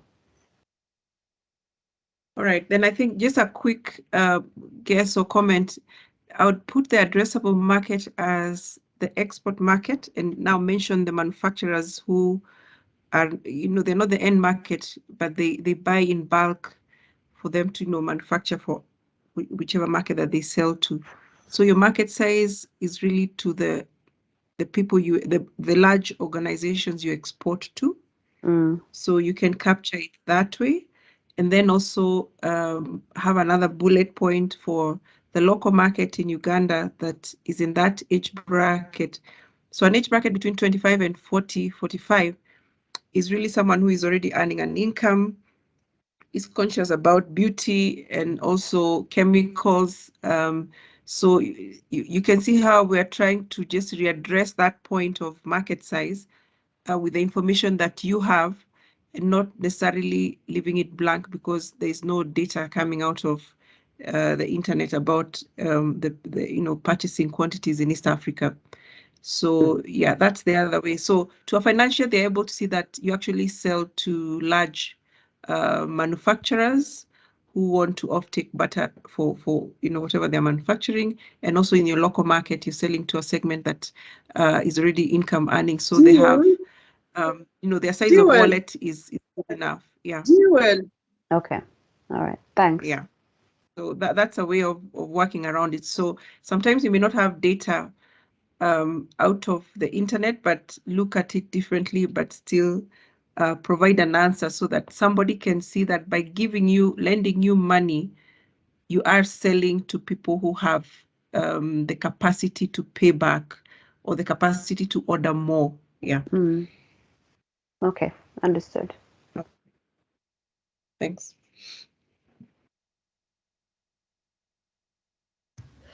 Okay, I think I had seen Rosemary's hand up. If I'm not wrong. Hello? Yes? Hello, you can hear me now? Yes, we can. Hello? Oh, okay. Mine was somebody who has a pitch deck, a business plan, a business deck to pitch, and it is ready, but we have not managed to do sales. Can you present us to a financier with this business pitch we have? And it has all what I've seen in this slide of content about the solution market, business model, competitor. It has everything. Can you present us to an investor to pitch? Hello? Yes. Yes. Hi. Catherine, you can go first.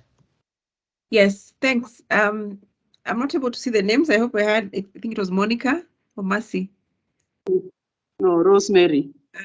Rosemary, sorry. Yes, thanks. I'm sharing the screen. So Rosemary, thanks. So yes, we can. When somebody already has a pitch deck and it's ready, we can have private Zoom conversations so that then we look at it. We provide. I mean, we work with you on pitching. Critical would be the financial model. Rosemary, I'm not sure, you said that are you selling anything or you're at idea stage? I'm selling, but still on the idea stage, because I've been working on documents to make me do export. And these documents to get all the certifications for export, they are quite expensive. So I've been working on that, and I have everything now ready. So I've sent samples to customers abroad. So I can say selling and at the same time not selling I'm on the startup idea, because if I have all the documents, I have my business deck pitch ready. Why can't I be presented to an investor who can come in and do the funding? And I've done even the financial forecast for 3 to 5 years.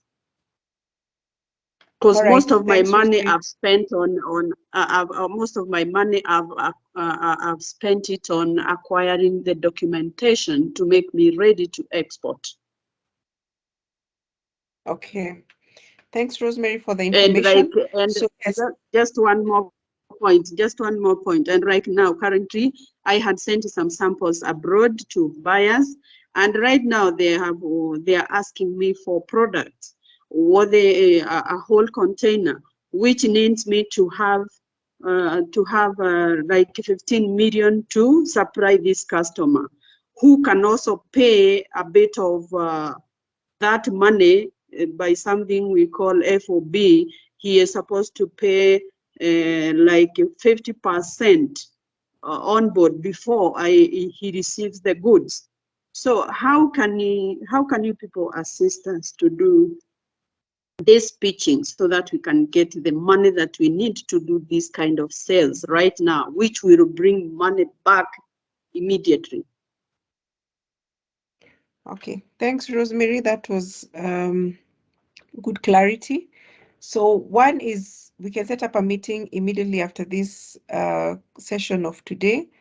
Practice with you on what information you need to provide to the pitch, understand your cash cycles, the product that you have, and how the export cycle.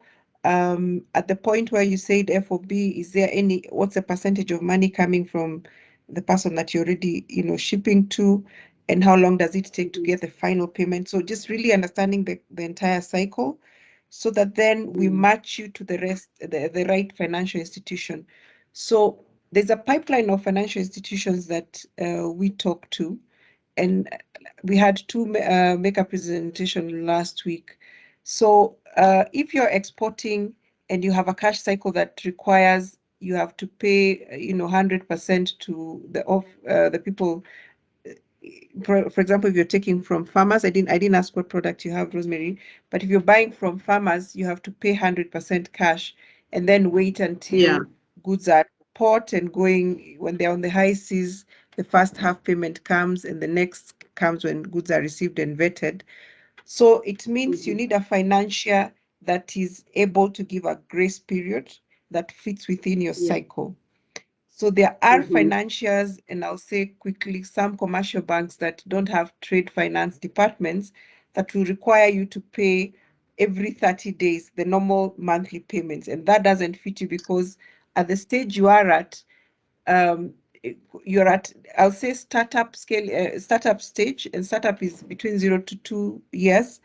It means then a bank, if you go to that level, that type of bank that you need to pay monthly, number one, they'll ask for collateral that is outside this business.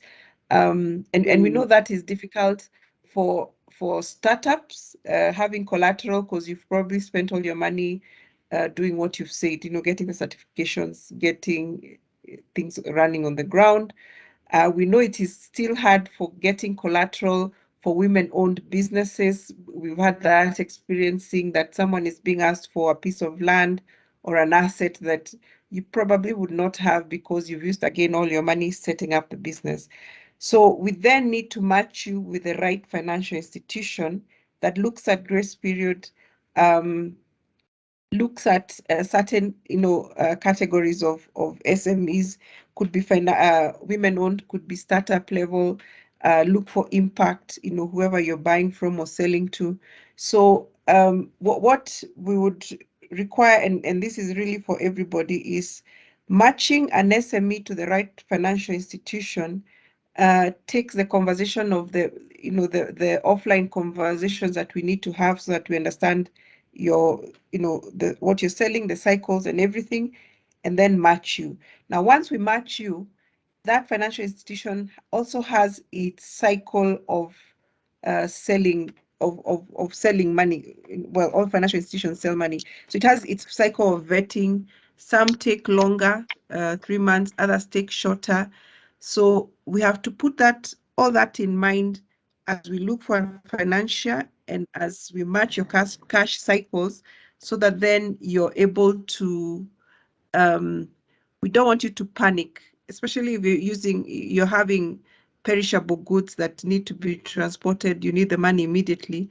Then the pre-planning is very important, so that then you don't panic that goods are going to get spoiled or get rejected when you haven't shipped them out, or even you're incurring demurrage so that's the balance we have to have.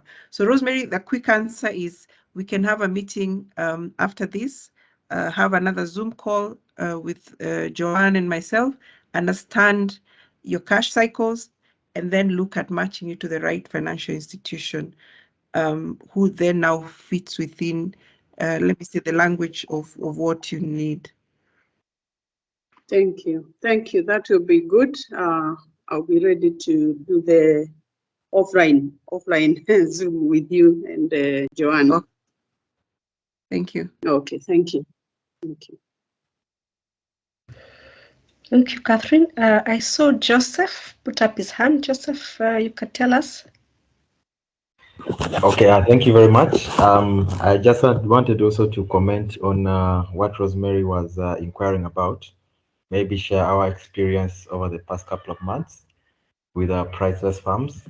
So yeah, after COVID, we also really were looking for funds to, keep the business afloat and also become ready for export markets and things like that. But then one of the key challenges which we are facing is, yes, we were getting buyers who are interested in bu-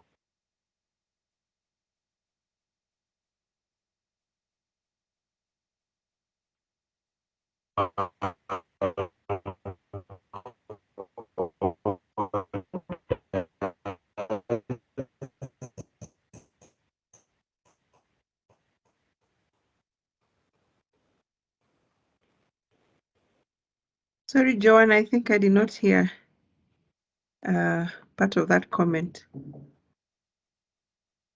I think there's a network challenge. As he sorts himself out, we can take somebody else.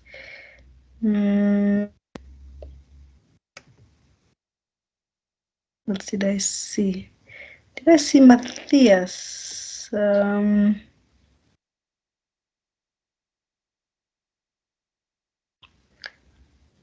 Yes, Matthias. Is your hand up? I was saying I'm seeing there are a number of metrics here ranging from problem, solution, you have listed here. Does it mean that for anybody to qualify to get money must conform to this, or there are other conditions? For example, when I look at this slide, there are no securities from the company. I don't know where that one falls.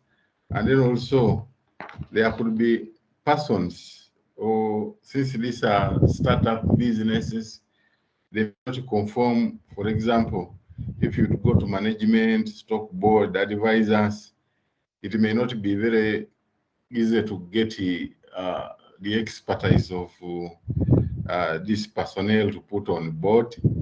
And then, of course, there are also fears with the small businesses to get a certain category of personnel to put on board. You may not even have the funds to put them there. Well, somebody may maybe prefer to have a consultancy firm to come and help him to do this kind of job from time to time.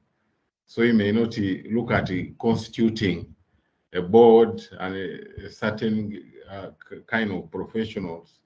Does it mean if you have not met that condition, you may not be able to access the funds? Thank you. So thank you. I can start and then Joan can complete. So this is a general template of the story that we would want you to tell to the financier when you're pitching the business. Sometimes you may digress, so it's not cast on stone that you need to use this, but this is information that needs to be told. So in some cases, and like remember Joan said, this is a teaser. It's a teaser we're looking at. You send this to the financier, they like it, then now they call you for a meeting. The meeting now can be an hour or 2 hours long. They come to your site if you have a processing facility, or they come to your office. For those 2-3 hours, you can now give more information. So like the one you mentioned about collateral, the slide on financial projections can be 2 to 3 slides. You can show the projections, you can show the cash cycles. That is very important because a financier needs to know how quickly they'll be paid, as much as they're financing you. You can show the collateral that you have to support and the value of that collateral. So since these are bullet points, you really can have the leeway to make this presentation more enticing, for the financier. So another one is you see we have written there management team / board / advisors. So we're alive to the fact that startups, even growth SMEs, and specifically family-run businesses, which most of us fall in that category, are the shareholders are most likely the husband or wife, or the husband and mother, or the wife and mother. So you can see, I'm sure most of us fall in that category.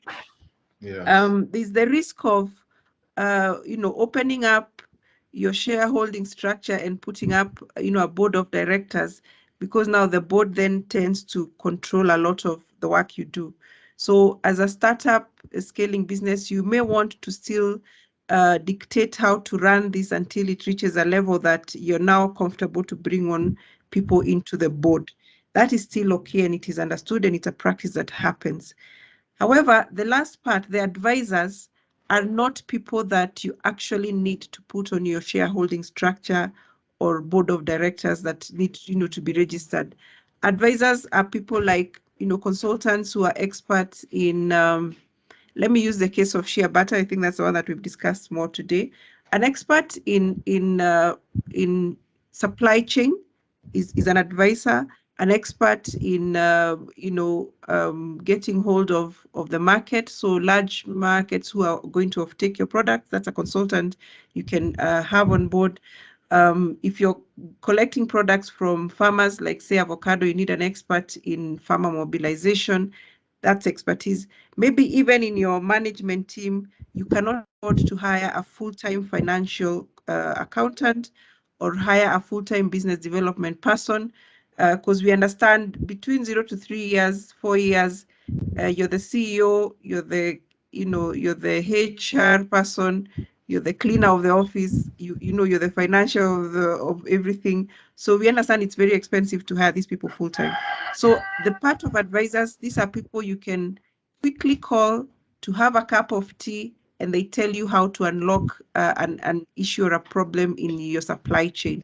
Or someone you can quickly call, have a cup of tea to unlock issues in getting large markets. They just probably are a phone call away to call a big off-taker, who then now you're putting their procurement process and you start selling.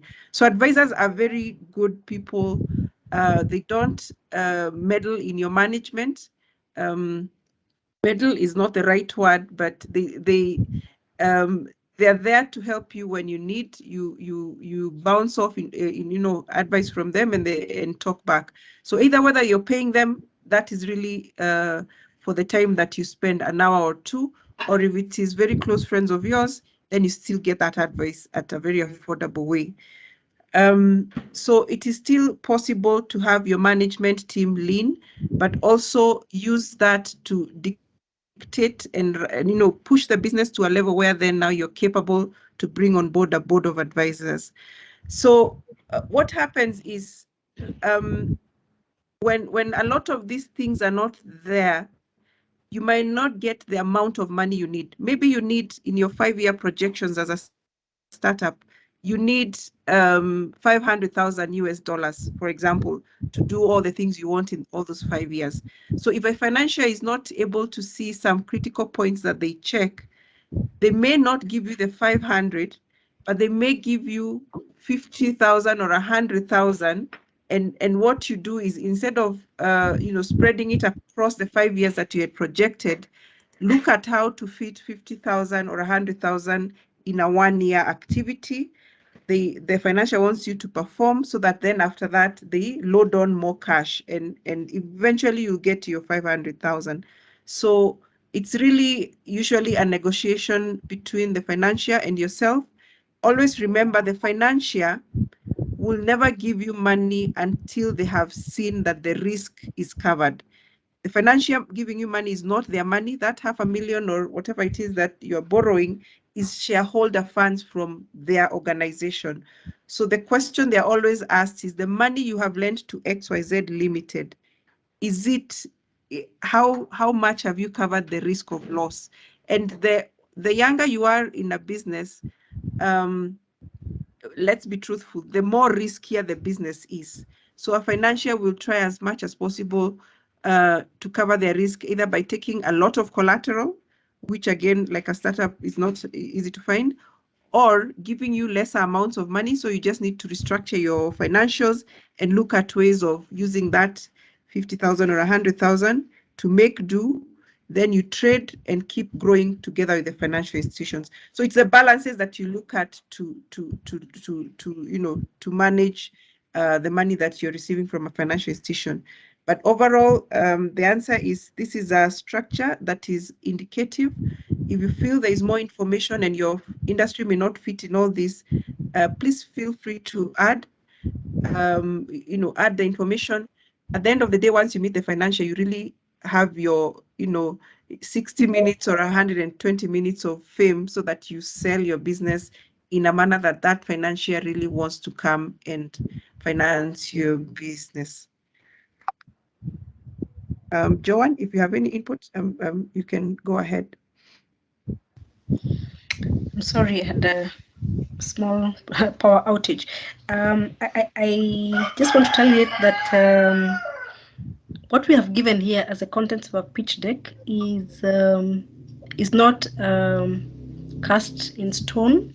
It can be amended to suit some of the things that are in your business that are not here. So this is just a guide of how to come up with a pitch deck. We can add and adjust depending on the type of business and the unique situations that are in your business.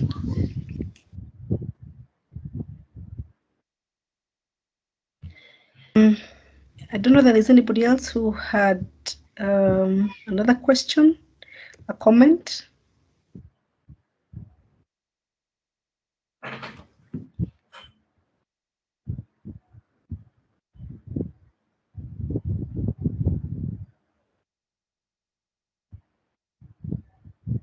Anybody else with a comment or a question? Okay. So like Catherine mentioned, we will be in the next in our next training sessions, we will be covering the contents of our pitch deck. We will be doing a role play where we will do the pitch deck. You'll give us your business. We will help you to pitch. We will show you how to pitch. We will try and understand your business, and you can correct us. So, what I can say is, let's go easy here. Let's have this guideline and try and fit our business as much as possible to the guideline. But at the same time, this is ongoing work in progress. That we will handhold you, we will help you, and we'll make sure that you are able to come up with a proper pitch deck as we go on. And we'll be practicing in our different sessions as we continue. We'll be taking a part of the deck, and everybody will be trying to articulate those sections that by the time we are done for the pitch decks.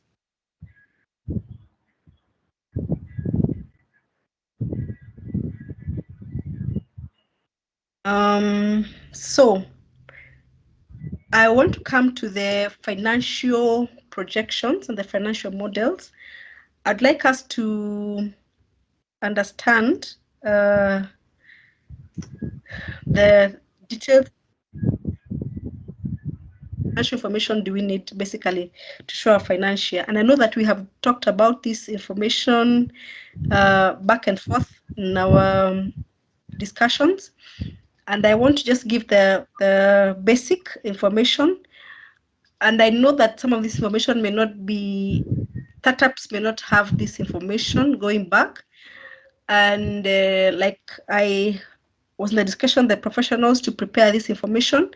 But I want us to know that a financial will need to look at your financial information, your projections, to understand you as a business, and to see that they can be able to give you money and that can be able to give back the money. Even though the financial may be an impact investor, they will still require some information. They will require to know who are your customers, how many people are you reaching. So financial information is something that you cannot do without, even as a startup. So let's be prepared to be. We will need to prepare our pitch decks. So the basic information I'll start with that would be required is an income statement. That is a summary of your sales, your cost of sales, your expenses for the last 2 to 3 years.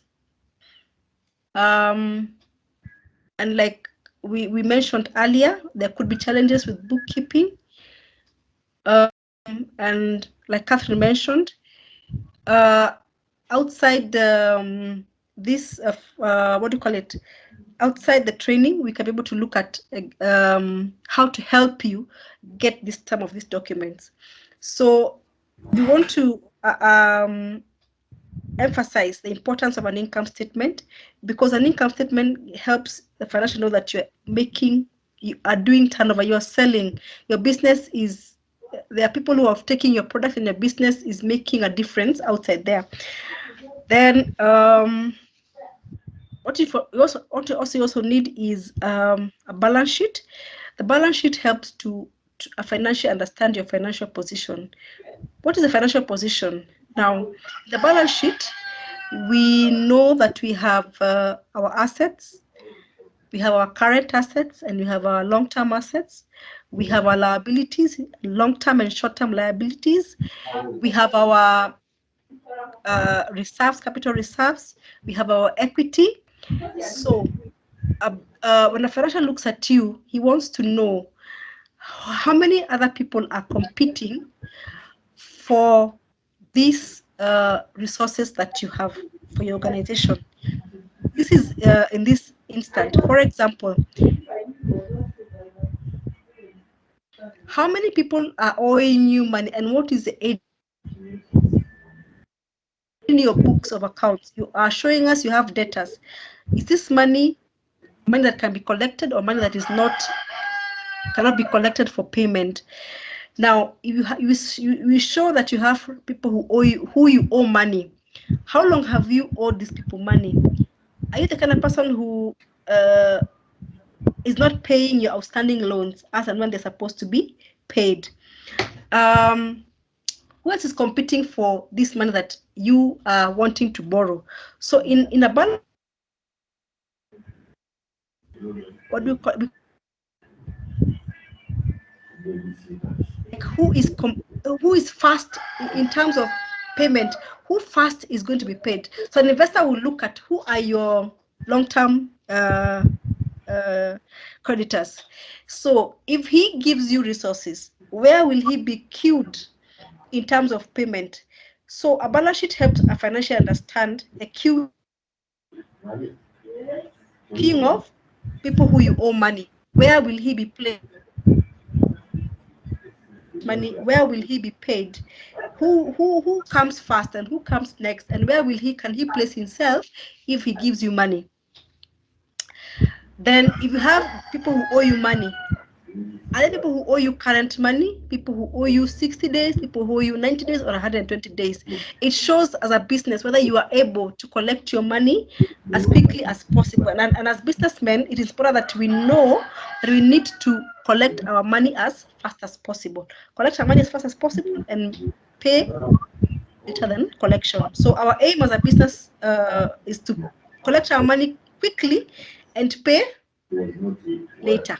So are we able to see that is somebody able to see that in your books of accounts, that you're able to collect your money as quickly as possible? Now, we talk about audited financial statements. So in the financial statements, you could have prepared your books of account, but who else can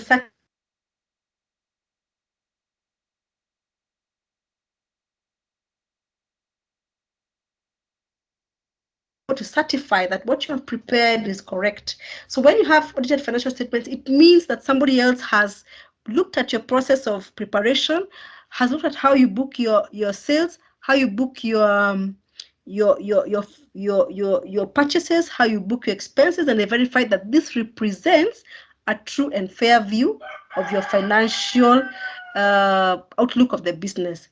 A financial wants to know that there's an independent person also looking at your books of accounts. It's not only you who is making, preparing your books of accounts. Somebody else is also coming after you to certain that your books are a true and a fair view. So these things are very, very important as a business to show that I am being audited as a financial, as a business, and therefore my books are reflecting a true and fair view of my business as a financial, as in where my finances are concerned. Then what else we look at is can you be able to project your income statement? Now, we're looking for a financing gap, okay? So are you able to show that if you give me, I project that I'll be able to increase my sales by 10%, 15%, 20%, or my business is capable in the next years to develop traction to increase my sales at this capacity.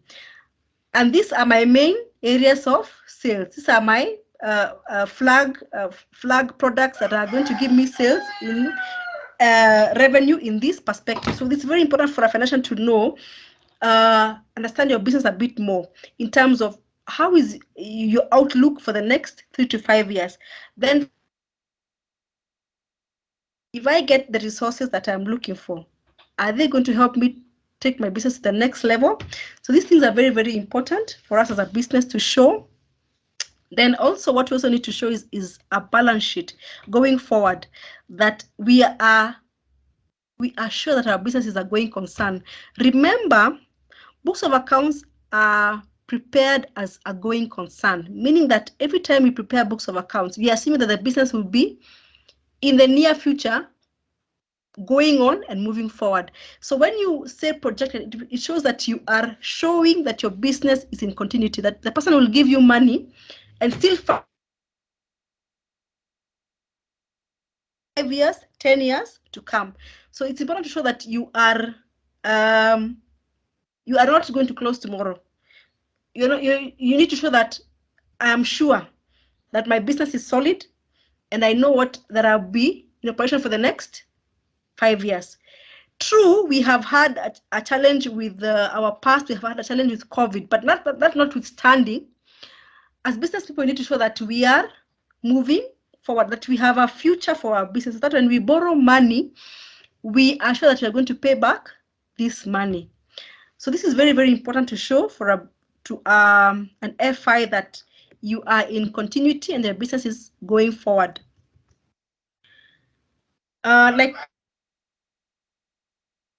some of this information may not be available for all businesses. And we will, during our training in the future, review what you have and advise you accordingly of how you can be able to put this information together. But if you have it, this is very good. If you don't have it, we will be working together to see how you can be able to put this information together for you to be able to pitch and prepare a pitch deck.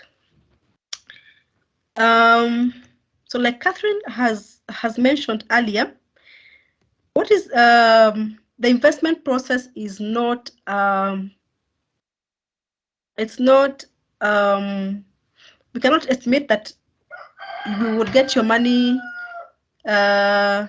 in the next 3 months, the next 5 months. Our aim and our hope as we train to access finance is that we'll be able to get each and every one of you to be able to get resources as quickly as possible. But what would hinder the process? One is your documentation. If you don't have proper documents, that means that you'd have to move back and forth in preparing these documents. So you need to have these documents available so that when you begin the process of looking for financing, every document you are asked for, you have it ready. You are providing the documents so that it becomes a very, very quick process. Now, the institutions also have their own checks and balances. So they have due diligence process which they also follow through to see whether you qualify or not. They have investment committees. They have people who need to approve the first the first pitch. They have detailed due diligence once they like what you do. They need to have a fast approval, therefore, and then legalized documents.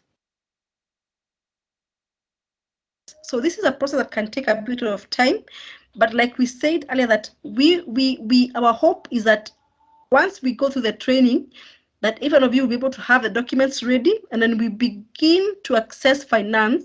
To be very easy for us to go through the process because we have every document ready for review, and we understand what we are doing, and that we also become flexible, that back and forth until we're able to get the correct financial, the correct match for you, the correct documentation, and everything that will be able to help us as a business to move forward. So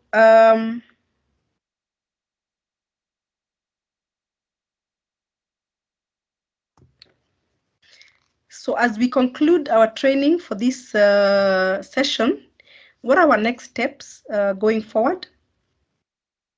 Our next steps are in the next training, which is next cycle.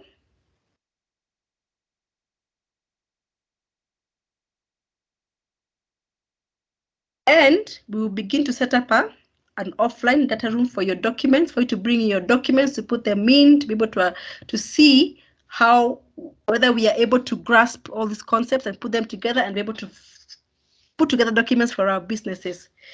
So going forward, this is what we're going to do for our next session. Maybe Catherine, you can add something on this.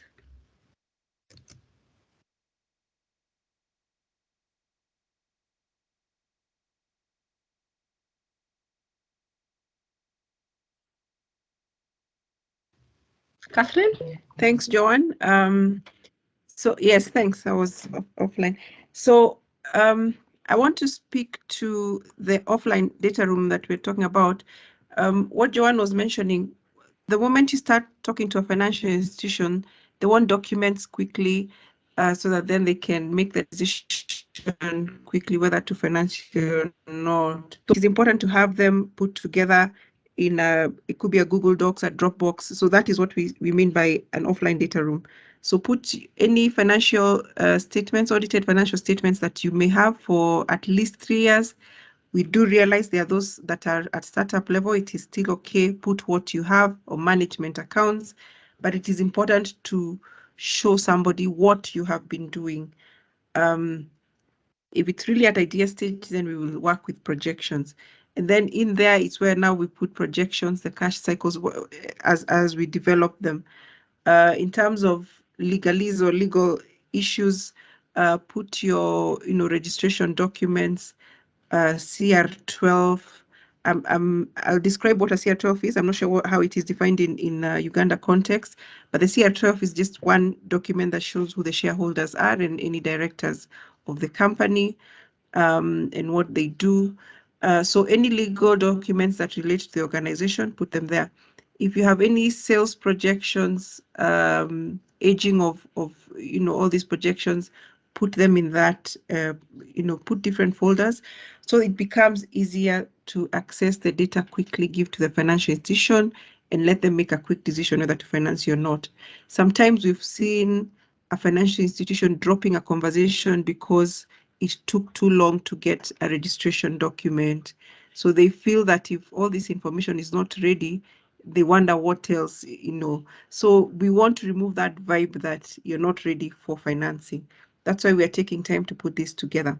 However, if you feel you're ready, you have a pitch deck, or you want us to quickly, set you up and link you, it is still okay. We can have those offline conversations on Zoom so that we go through, understand your business cycles, and then link you to a financial institution. So we want to, cover all these things in not in a linear manner, so that for those who are ready, we can quickly start, like Rosemary, just start having that conversation and start creating the linkages. So overall, that was our presentation for today. Our next session will be on 20th April, and we will have, a different set of agenda on that day, but at least we will get to understand the critical issues of cash cycles. I think you've seen us really concentrate on cash cycles because that is where the financiers look at how quickly can I be paid if I'm a financier by you to reduce my risk of exposed money outside with the SME. So that is what we want to concentrate on. So Joanne, we have 7 minutes to 12. I believe it's good enough time to take any questions, clarifications. Yes. Thank you, Catherine. Yeah, we'll take any questions, any clarifications. And like we mentioned, that we are very available to help you understand. Probably feel you never understood in these sessions. Yes, so reach out. We'll be more than willing. Rosemary, is there a question? I just wanted to know, is it possible to meet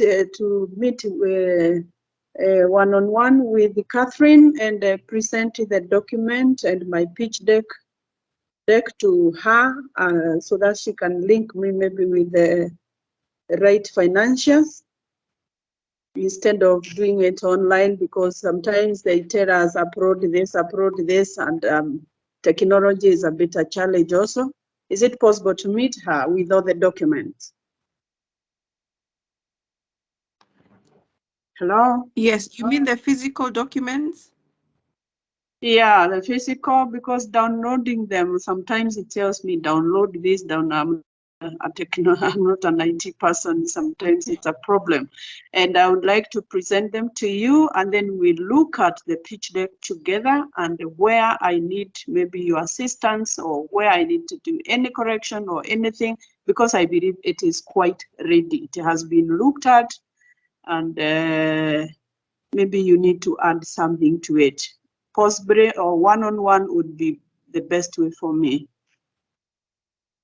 That's okay, it works. Are you, quick clarification, in Nairobi or Kampala? I'm in Nairobi. All right, that is still okay. Felicitas, we can hand over the session to you. We have 1 minute to close. Thank you, Kate.